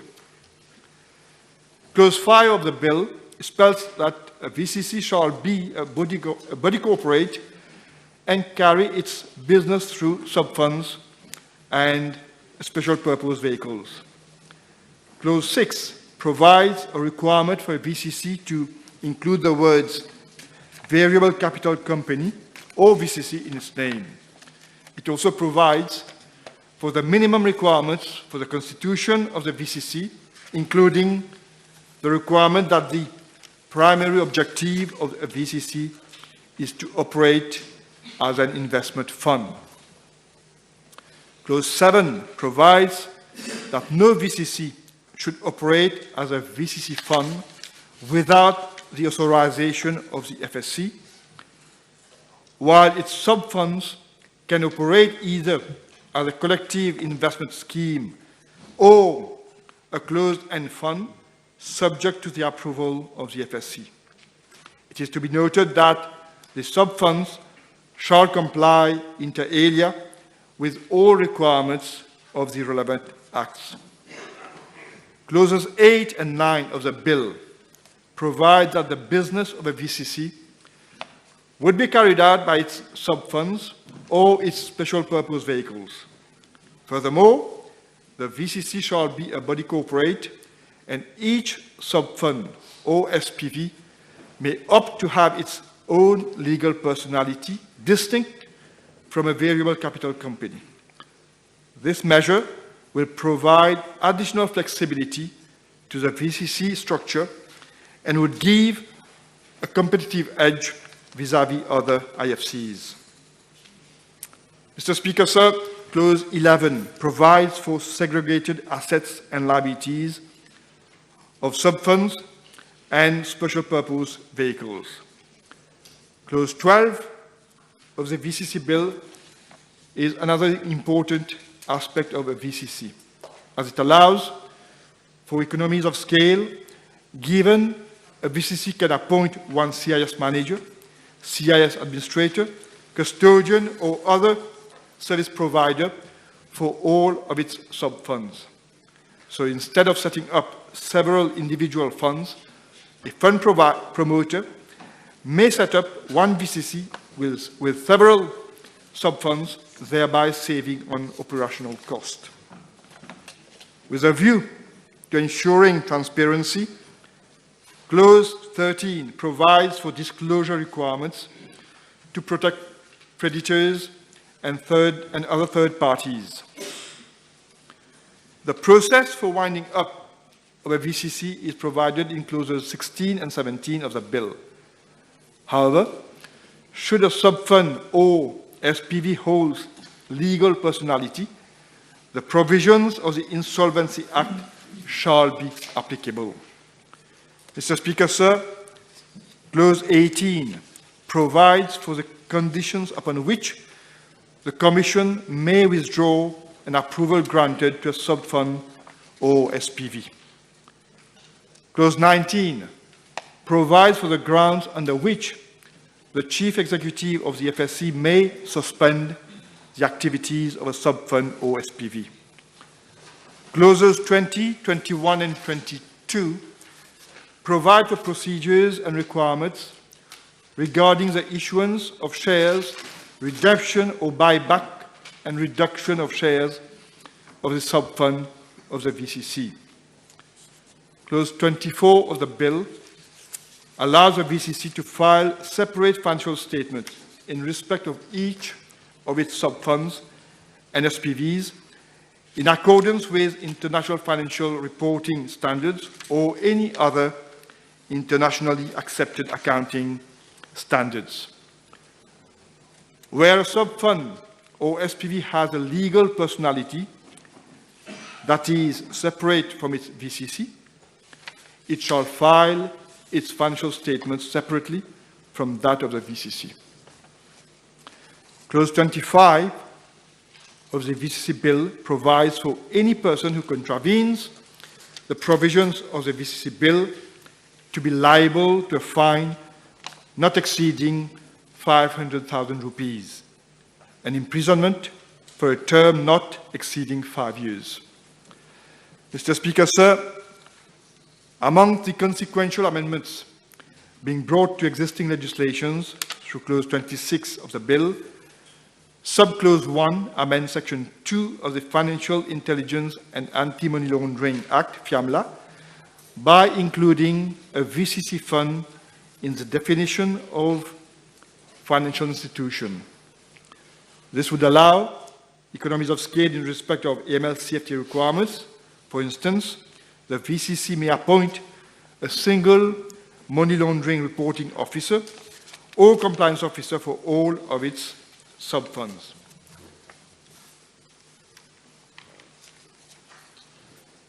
Furthermore, Subclause 3 will bring forward a major advantage to our version of the VCC, as it proposes to amend the Income Tax Act to include a new Section 48A to provide for the taxation of each sub-fund or SPV separately.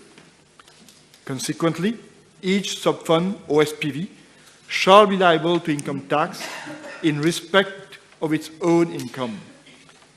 In the event of default, the relevant authority may recover any income tax due by a sub-fund or a special purpose vehicle of a VCC from that sub-fund or SPV or from the VCC itself. Mr. Speaker, sir, finally, the bill comprises a schedule which provides the sections of the Companies Act which are not applicable to a VCC, namely Section 6 refers to the computation of solvency test.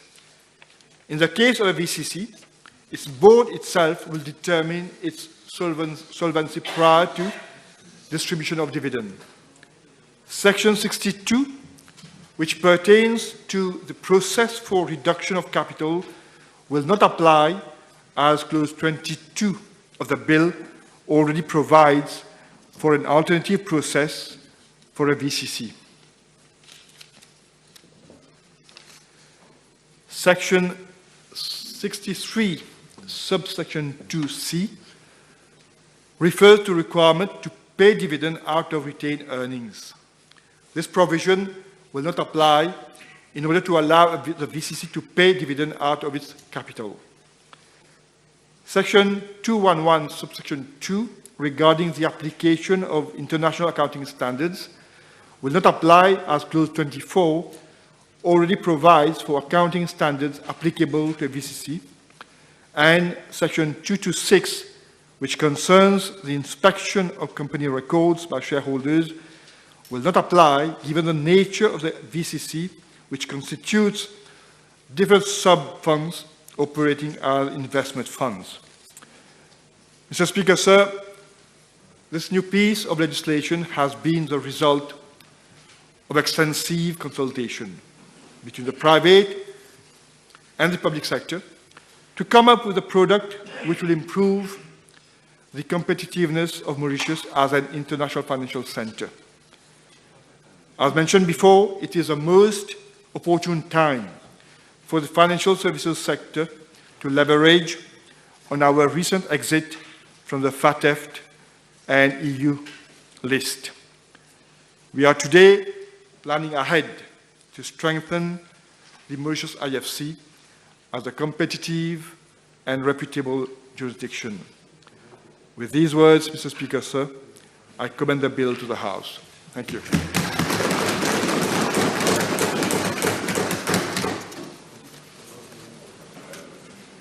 Mr. Speaker, sir, this bill comes at a time when there has been a sharp decrease in the number of new funds being incorporated in Mauritius. According to the official figures published by the Financial Services Commission on its website, last year there were only 57 new funds set up, and in 2020 there were 65 new funds. By way of comparison, in 2015 there were 147 global funds, and in 2016 there were 96 new funds. And while the number of new funds being incorporated in Mauritius is on the decline, the number of existing funds which has ceased to operate is on the increase. Last year, 101 funds left Mauritius or were wound up, and in 2020, 87 funds ceased their operation in Mauritius. In other words, there are more funds ceasing to operate in Mauritius every year than new funds being incorporated. And this is a very worrying trend. Of course, there was the COVID pandemic, which was beyond our control.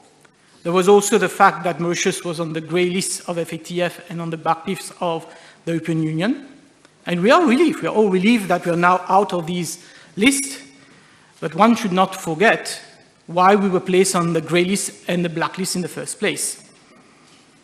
However, Mr. Speaker, sir, the downward trend in incorporation of funds and the upward trend in funds ceasing to operate in Mauritius started even before COVID. It started after this government decided to renegotiate our double taxation avoidance treaty with India in May 2016, the full effect of which was felt after 1st April 2019.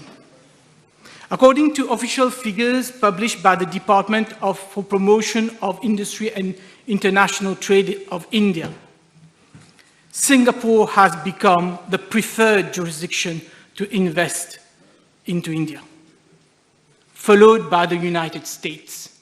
Mauritius is a distant third.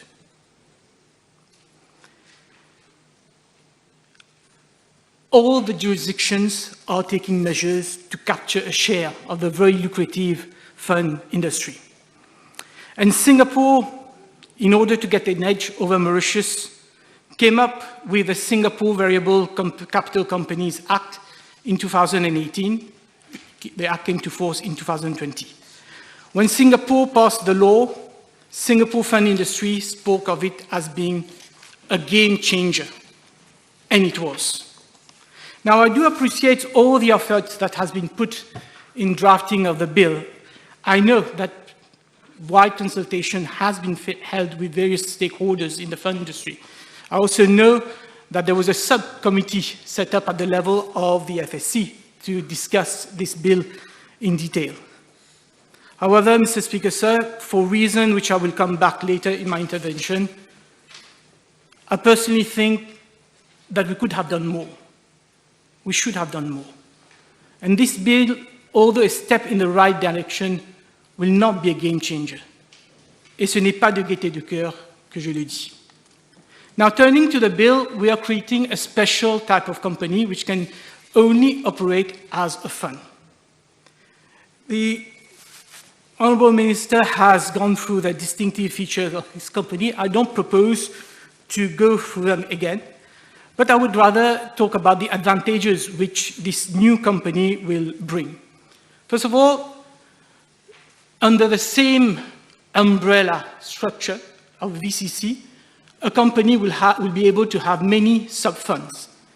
They will have, for example, a fund for investment in equity, a fund for investment in bond, a sub-fund for investment in sectors, for example, renewable energy or real estate, a sub-fund for ethical investment in Islamic product, or a sub-fund which will be country-based or region-based. Now, although the FSC still need to approve every sub-fund, in theory, at least, the time taken to approve the sub-fund should be less than to approve a new fund that is to be set up. The sub-fund will share a common board of directors, will use the same service providers, the same fund manager, the same custodian, and same administrator. Now, this will result in considerable cost saving and increase efficiency in terms of economies of scale. Cost savings will translate into higher return for the investors and higher performance fees to the fund manager. Another advantage with having a VCC is that the solvency test will not apply. Honourable members may be aware, before a fund, which is set up as a company, can make distribution today, before it can pay dividend, before it can redeem its shares, buy back its shares, it has to satisfy the solvency test. And for a fund, the fund satisfies the solvency test when it is able to pay its debt when it's due, and when its assets exceeds its liabilities. Now, in practice, we've seen many cases, especially in real estate funds, where the fund has disinvested and has got money, has got cash, which they want to distribute to the investors, but they can't because overall their asset is less than their liabilities. Now, with this VCC, it will be easier for VCC to make distribution because they will not need to satisfy the solvency test at all. The other advantage, as highlighted by the Honourable Minister of Financial Services, is the requirement for dividend to be paid out of retained earnings has been disapplied. So it will be easier for VCC to make distribution, to buy back shares using capital. So, Mr. Speaker, sir, there are clear advantages with using a VCC. Now, we've had a protected cell company since 2002. The protected cell company also have the same feature as a VCC to the extent that the assets of each cell is legally segregated from each other. But the protected cell company was not really a success because the Indian authorities refused to recognize it. For some reason, they thought that it was a structure to hide beneficial ownership. And there's still a risk for foreign courts not to recognize the fact that cells have assets and liabilities which are segregated. There's still a risk that a foreign court will say that the VCC, for example, is one entity. So in order to get around this problem, in this bill, we are providing that a sub-fund can be set up as a separate legal entity.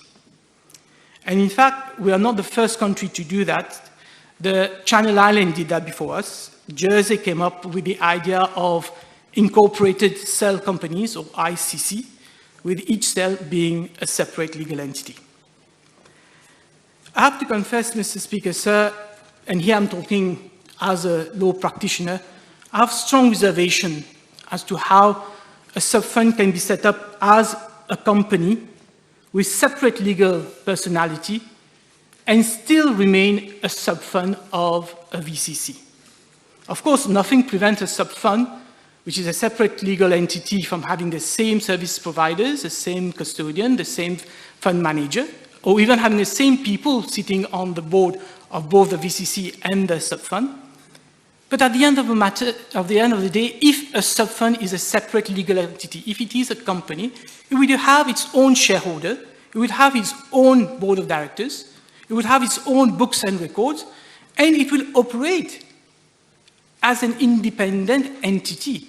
So I'm still not able, in my legal mind, to reconcile the fact that you will have a VCC, which is a separate legal entity, and a sub-fund of that VCC, which will be another legal entity. In my opinion, it will be two separate entities. But be that as it may, I'm sure the FSC will come up with the necessary rules to clear out whatever needs to be cleared in order to make this entity workable. And I have reservation because even in Singapore, who is the model that we've used, Section 32 of the Variable Capital Companies Act provide, and I quote, a sub-fund of an umbrella VCC is not a legal person separate from the VCC. So in Singapore, it's very clear. And Singapore was enacted after Jersey came with their incorporated companies. So Singapore knew and probably had also reservation about having separate legal entities for their substance. Mr. Speaker, sir, the global fund industry is constantly evolving, and there's a fierce competition among various jurisdictions to get a share of this very lucrative market. Singapore has its variable capital companies. Luxembourg has SICAV, Société d'Investissement Capital Variable. Hong Kong introduced the open-ended fund company. Cayman Island has its own Private Funds Act. And even India is likely to adopt Singapore, a version of Singapore Variable Capital Company for investment fund at its International Financial Services Center in Gujarat, Gift City. So our competitors are not sleeping on their laurels. They're all coming up with innovative structure to corner the market. And this is where I think, Mr. Speaker, sir, that we could have done more. We should have done more. I have this feeling that there is a lack of innovative feature, except for the fact that we will give the sub-fund a separate legal entity, for which I have serious reservation. There is nothing new compared to Singapore. Let's start with the name itself. Why use the very same name as Singapore? Why use the variable capital company VCC and give the impression that we are mimicking Singapore? Yes, Singapore VCC is very successful, but this is not a reason to copy the brand. Is this the right signal we are sending to the investors? Unlike Singapore and common law jurisdiction, we have a hybrid system of law. We are uniquely positioned to provide a fund vehicle which would appeal to investors both from civil law countries and common law background. Then why not come up with a bill Then why come up with a bill which only concerns companies? What about society? What about limited partnership? What about funds set up as trust or contracted schemes? These are also vehicles used for fund. Why not have one fund which will cater for everything? If we wanted to come with a bang, we should have come up with a hybrid structure, which would appeal to investors of all jurisdictions. We should have come up with a full-fledged standalone legislation for funds, for all types of funds, irrespective of whether they are companies or limited partnership. Just have one plain fund, which can be sold to investors. Another missed opportunity is when it comes to taxation.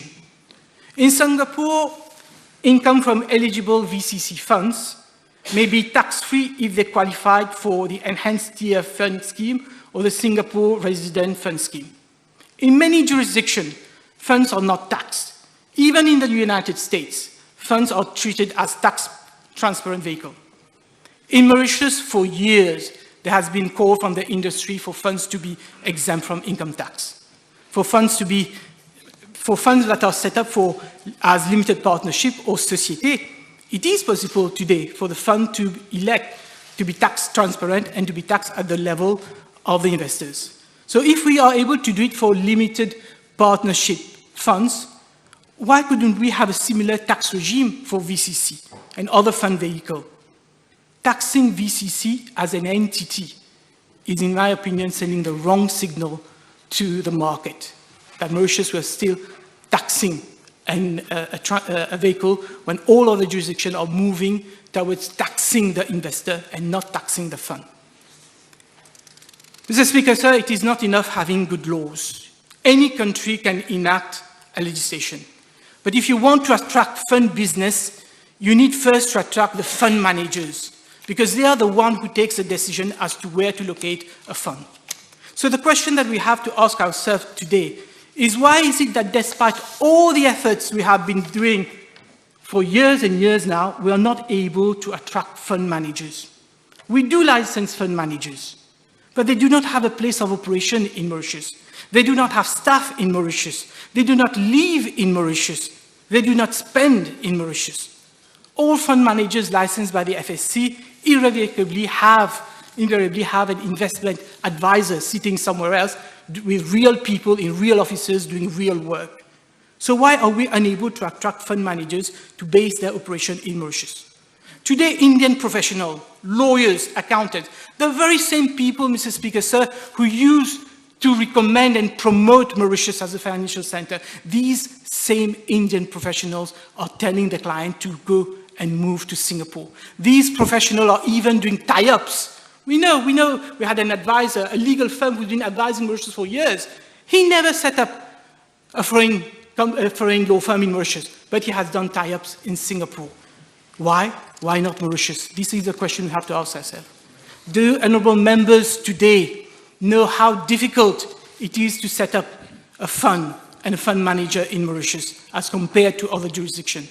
Do you know how long it takes to get a license from the FSC? Do you know the kind of information that promoters have to provide? It was bad enough before we were on the grey list and blacklist, but today the situation has considerably deteriorated. We seem to have slipped into another extreme, and I'll end up by giving you just one example of a client that happened last week. Together with the Honourable Minister of Financial Services, I attended the Mauritian Week in Dubai. And I met an investor there who I encouraged to come to Mauritius. He was engaged in vertical farming, very innovative structure. So I convinced him to come to Mauritius. And he submitted all his documents, his CV, his business plan. And do you know what the FSC did? One of the queries from the FSC was, can you specify, in your CV you mentioned you did an MBA, can you specify in which year and from which university? You know how offended that investor was? He left Mauritius and went to Cayman, and within days he had already set up companies which in Mauritius he was not able to do. This is how the situation is in Mauritius. So it serves absolutely no purpose coming up with legislation, Mr. Speaker, sir. We need to rethink our strategy and reposition ourselves. We have the people, we have the skill, we We have the know-how, we have the competence. We have all the ingredients to be a jurisdiction of choice. But we are not yet there. And I hope in the coming budget, I really hope that the Minister of Finance will come up with a suitable package to give a well-needed boost to our financial sector. Thank you. Thank you, Mr. Speaker, sir, for giving me the floor to give my views on the Variable Capital Companies Bill. But first of all, allow me to commend my colleague, the Honourable Minister of Financial Services and Corporate and Good Governance, for bringing this important piece of legislation, which is very technical in nature. In fact, the Variable Capital Companies Bill is set to be a game changer for Mauritius fund management sector, contrary to the opinion expressed by Honourable Utim. The introduction of this bill is yet another testimony of government's efforts to deepen, to diversify, and also to improve the product base of the Mauritius international financial sector. This will therefore further augment the competitiveness of our financial services sector. This bill has been a long way coming amidst a battery of other product-enhancing financial services, first announced as part of the budget speech 2020-2021. The House will note that Mauritius International Financial Center is already known as an internationally recognized jurisdiction of repute. It has been evolving in a well-regulated environment since more than 2 decades now. With a contribution of 13% to GDP, according to Statistics Mauritius, and generating some 9,450 jobs as highlighted in 2021 survey of the Financial Services Commission, the financial services sector has the potential to attract more investors and consolidate further the path towards economic recovery.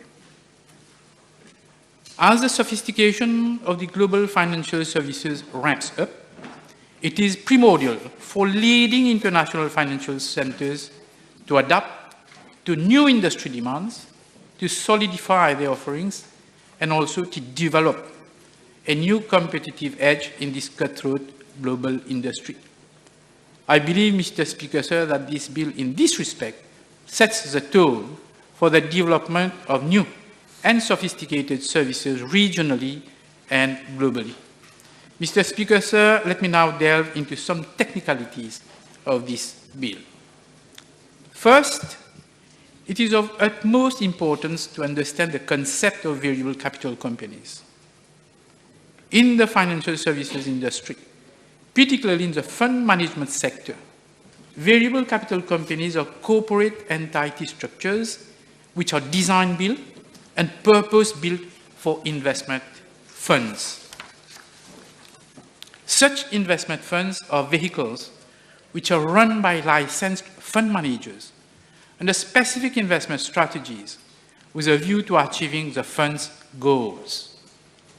The global fund management industry has been progressing by leaps and bounds over the last decade and has seen strong investor inflows over recent times. For a fact, according to the Investment Association, the global assets under management surpassed the 100 trillion USD mark in 2020.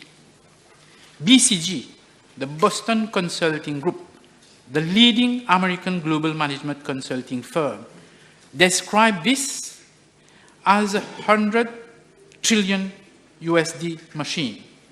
And other experts estimate that this has further grown by 5.8% in 2021.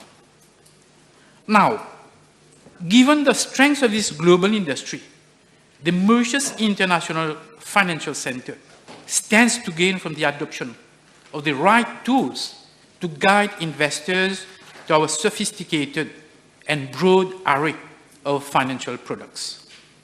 The Variable Capital Companies Bill hence sparks light on the legal framework on the setting up, operation, and administration of variable capital companies in Mauritius. The VCC, that is a variable capital company, will be called upon to carry out its business through sub-funds and special purpose vehicles, SPVs, as we normally call. And the latter will normally have their own distinct names. The umbrella structure of VCCs represents one of their biggest advantages for the following reasons. One, they can file only a single corporate income tax return, regardless of the number of sub-funds the umbrella VCC has. Two, they can freely redeem shares and pay back shareholders in the form of dividends using its net assets. Three, they can benefit from economies of scale in terms of cost efficiencies, as sub-funds may share the same board of directors and common service providers for the administrative functions. And four, they can adopt different open-ended and closed-ended investment strategies for all existing sub-funds, but within the same VCC entity.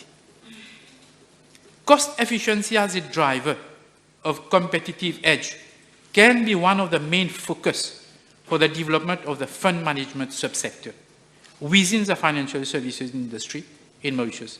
And as such, the creation of VCCs with their umbrella structure can indeed contribute a long way in achieving this.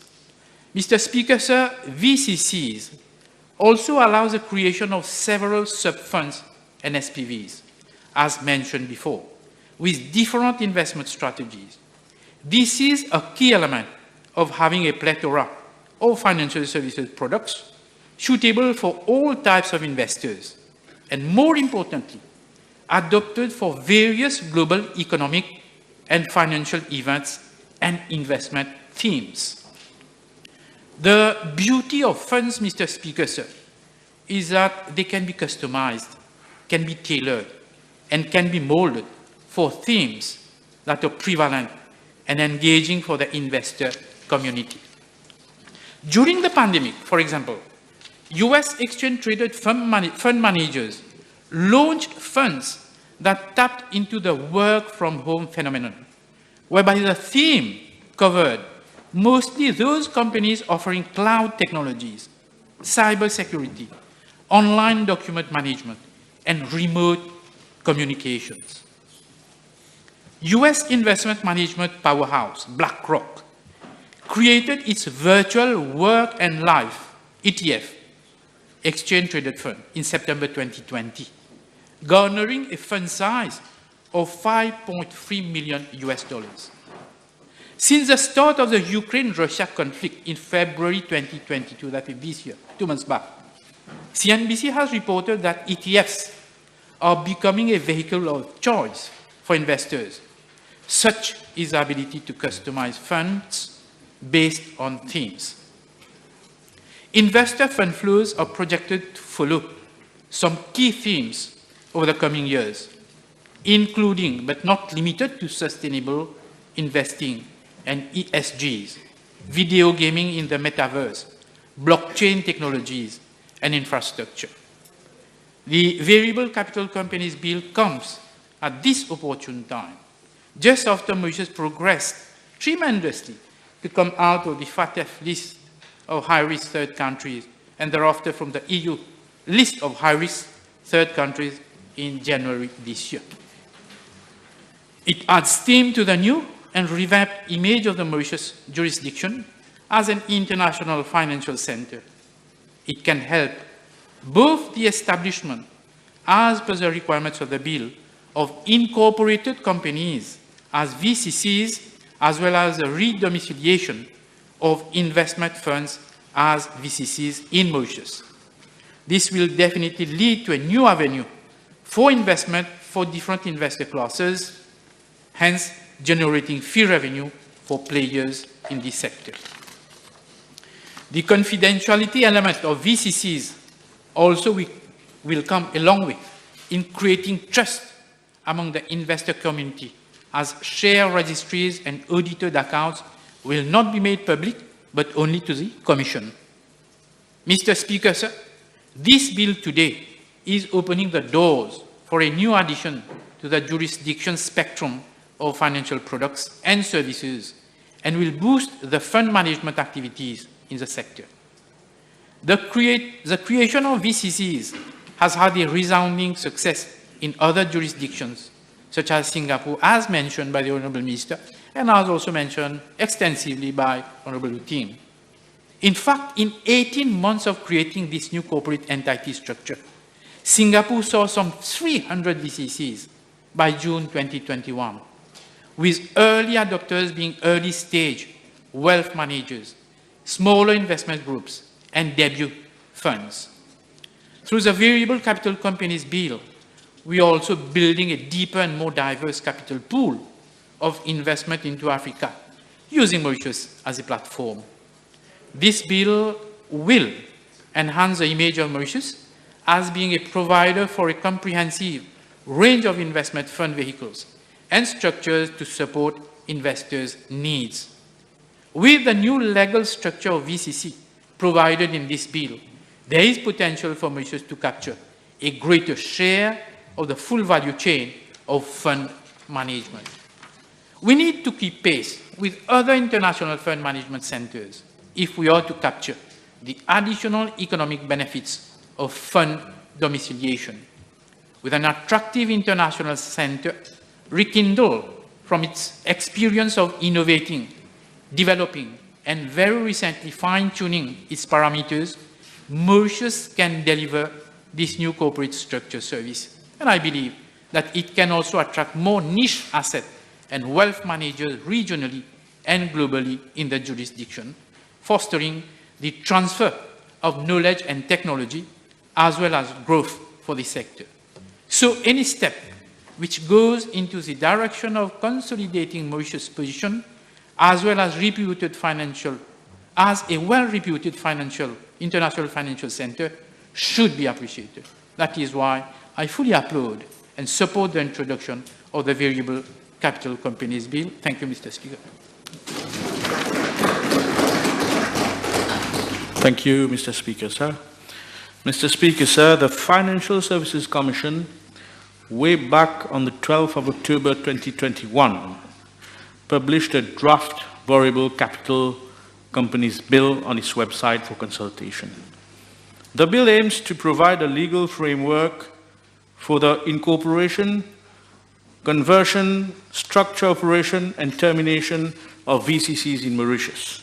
And I must say, Mr. Speaker, sir, I have had the opportunity in my capacity as a legal practitioner to have been invited on a couple of occasions to participate together with stakeholders of the financial services industry in workshops organized to debate on the draft bill that was in the public domain for consultation since October 2021. And as such, being well acquainted with the purpose and objective of same, I welcome this bill, Mr. Speaker, sir. Mr. Speaker, sir, the proposed introduction of VCCs was first announced, as the Honourable Minister rightly pointed out, in the budget speech 2020-2021, and is intended to further enhance the competitiveness of the financial services sector and diversify the product base of the Mauritius International Financial Centre. Mr. Speaker, sir, as pointed out also by Honourable Utim, Singapore enacted the Variable Capital Companies Act 2018 for governing VCCs, incorporated in Singapore, and same is in operation since 2020. Similarly, in the UK, Mr. Speaker, sir, they have enacted the Open-Ended Investment Companies Regulations 2001, governing open-ended investment companies under the provisions of the Financial Services and Markets Act 2000. Similarly, Mr. Speaker, sir, Ireland enacted the Irish Collective Asset Management Vehicle Act 2015. And India, as pointed out by the Honourable Minister and Honourable Utim, is currently working towards bringing in its jurisdiction similar legislation. The Variable Capital Company, Mr. Speaker, sir, VCC, has been attractive in Singapore since 2020. Its success there is continuing, and as such, the timing of bringing this bill before this House today should be welcomed as another positive step for our jurisdiction. VCCs, Mr. Speaker, sir, are used by international investment funds and can be used for open or closed-ended investment funds and special funds such as hedge funds and venture capital funds. The VCC provides flexibility as the capital of the fund is variable and is therefore attractive to fund managers and administrators. The VCC, which may also be used for private equity business, should bring a plus to the Mauritian jurisdiction. The VCC has characteristics of the French-inspired Société d'Investissement à Capital Variable, which is omnipresent in Luxembourg, and widely used to structure investment funds, therefrom investing around the world in all spheres of economic activities. Some attractive features of the VCC concern the increase or decrease of the share capital of the company and the possibility to pay dividends from capital. Very few jurisdictions offer the VCC, and furthermore, Singapore provides for the domiciliation of overseas offshore funds to its own jurisdiction. We should therefore offer the possibility for overseas existing funds to migrate and relocate to Mauritius, and this bill, in my opinion, caters for same, and the VCC should also be entitled to benefit from the tax treaties to which Mauritius is a party. So the global trend, Mr. Speaker, sir, amongst international financial centers is to innovate and propose novelty, certainty, and clarity to investors in terms of products. And I shall go a step further in requesting the Honourable Minister to consider bringing more innovative products. And here I shall refer to what we call the SPAC, the Special Purpose Acquisition Company. This is the new flavor of the day on world markets. SPACs developed last year and are in a driving mode as a means of raising capital for investment purposes. The SPAC is sometimes known as a blank check company in the sense that investors give money in full trust that the promoters are going to put the funds to good use, en bon père de famille. The SPAC will normally be listed on a stock exchange and have a target which will be acquired and thereby transform the target itself into a listed entity. The acquisition is often made by way of a merger between the SPAC and the target company itself. The process will therefore allow the shareholders of the SPAC to become the new shareholders of the target company. The trend for SPACs, Mr. Speaker, sir, has prevailed in the US, but now it is an attractive prospect in some financial centers such as Hong Kong and Singapore, where the stock exchanges are providing for new regulations to attract and cater for them. In Mauritius, Mr. Speaker, sir, the SPAC would simply be a company incorporated under our Companies Act, and if need be, with a global business license obtained from the Financial Services Commission. It seems, as per information, the amendments to the rules of our stock exchange would be necessary to accommodate SPACs.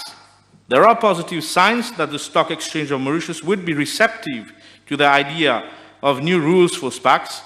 It is also possible to use the SPAC concept for the local market, and it should not be therefore be seen as a pure offshore product for international investors.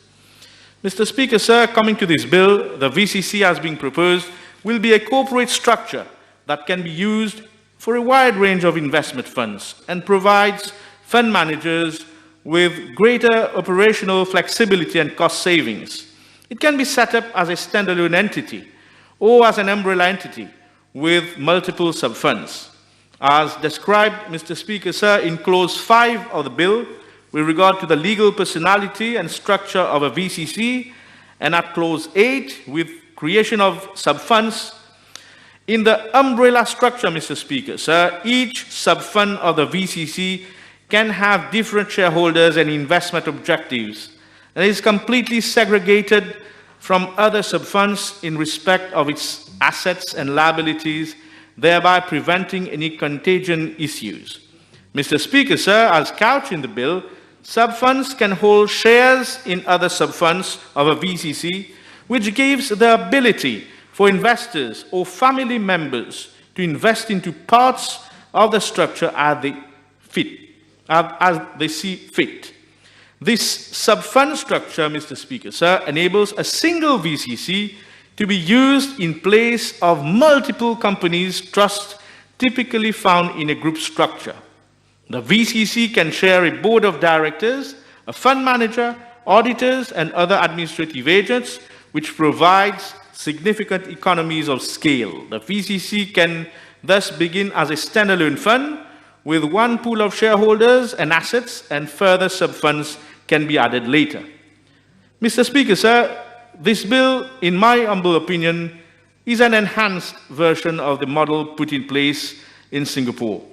And the VCC being proposed is well adapted, should be well adapted to our jurisdiction, as it offers greater flexibility in respect of share issuance, redemption, and the payment of dividends. And cost efficiencies can be achieved where sub-funds share the same service providers and custodians, but have segregated assets and liabilities. Fund managers, Mr. Speaker, sir, can constitute investment funds as VCCs across both traditional and alternative strategies, and as open-ended or closed-end funds. Open-ended funds, Mr. Speaker, sir, typically used by hedge funds, allow investors to redeem investment at their discretion, while closed-end funds, typically used by private equity funds, restrict an investor's ability to redeem investments during the life of the fund. The way ahead, Mr. Speaker, sir, it is imperative to provide high value-added services, and the management and administration of investment funds and private equity business are a fine way of doing so. All of this has to be done evidently in full respect of the rules to combat money laundering and the financing of terrorism. Our financial center is now additionally, Mr. Speaker, sir, a corporate, administrative and outsourcing center, and we need imperatively to keep bringing innovative products to our jurisdiction. As such, Mr. Speaker, sir, several legal and commercial considerations drive the selection of a fund vehicle. A critical consideration for investors is certainty and clarity. Investors seek this across a range of parameters, whether it be the legal framework that governs the particular form of fund vehicle, the taxing provisions that would apply, or the limitation of liability. A stable, predictable, and consistently administered legal framework provides investors reassurance. Though this has broader connotations, these considerations are equally relevant while considering and choosing a particular form of fund vehicle. Similarly, Mr. Speaker, sir, investors seek clear, unambiguous taxing provisions applied with consistency, because a number of investors in funds tend to be funds themselves, and as such, funds invest in multiple jurisdictions. Managing uncertain taxing outcomes across jurisdictions can be particularly challenging. And as a consequence, Mr. Speaker, sir, to be an attractive jurisdiction, the confidentiality of information about the fund's activities and its investor base is also of paramount importance to the fund manager and potentially to many investors as well. Allowing third parties access to proprietary information, such variable capital company would give competitors a free ride on the meticulous efforts of the fund manager to identify and market its fund to its investors.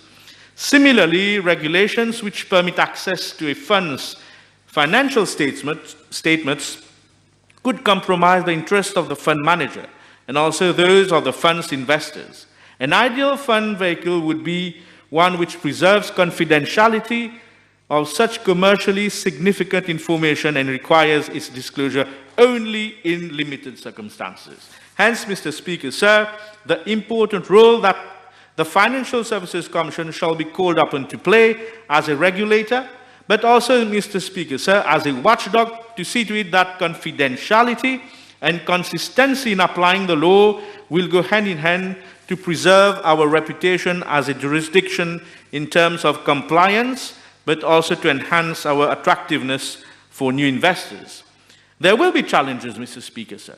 Since the VCC structure shall be a novel product, the complexities and operational requirements are not fully understood by the service providers, and there is a possibility of practical issues arising during this initial phase, as rightly pointed out by Honourable Utim. And as with all new legislations that require concise and proper dissemination of the objective and operation of same, there is a degree of uncertainty regarding the actual working of the segregation of the assets and liabilities of the sub-funds in this structure. In that respect, Mr. Speaker, sir, I shall invite the Honourable Minister that FSC should be given more manpower and expert assistance to properly and diligently play its role as a regulator, but also seek international exposure of its personnel as to how the operation of VCCs have been performing in other jurisdictions in terms of compliance and supervision. Finally, Mr. Speaker, sir, the internationalization of finance has made the financial services industry extremely competitive, and firms require conscious efforts to keep costs low. Umbrella and sub-fund structure enable firms to keep the cost of floating a new fund low. For instance, Mr. Speaker, sir, UK open-ended investment companies can act as an umbrella scheme holding various sub-funds, with each with their own investment goals. Thus, Mr. Speaker, sir, the flexibility to set up each new fund as a sub-fund of the umbrella rather than establishing a new entity reduces the cost substantially and achieve economies of scale.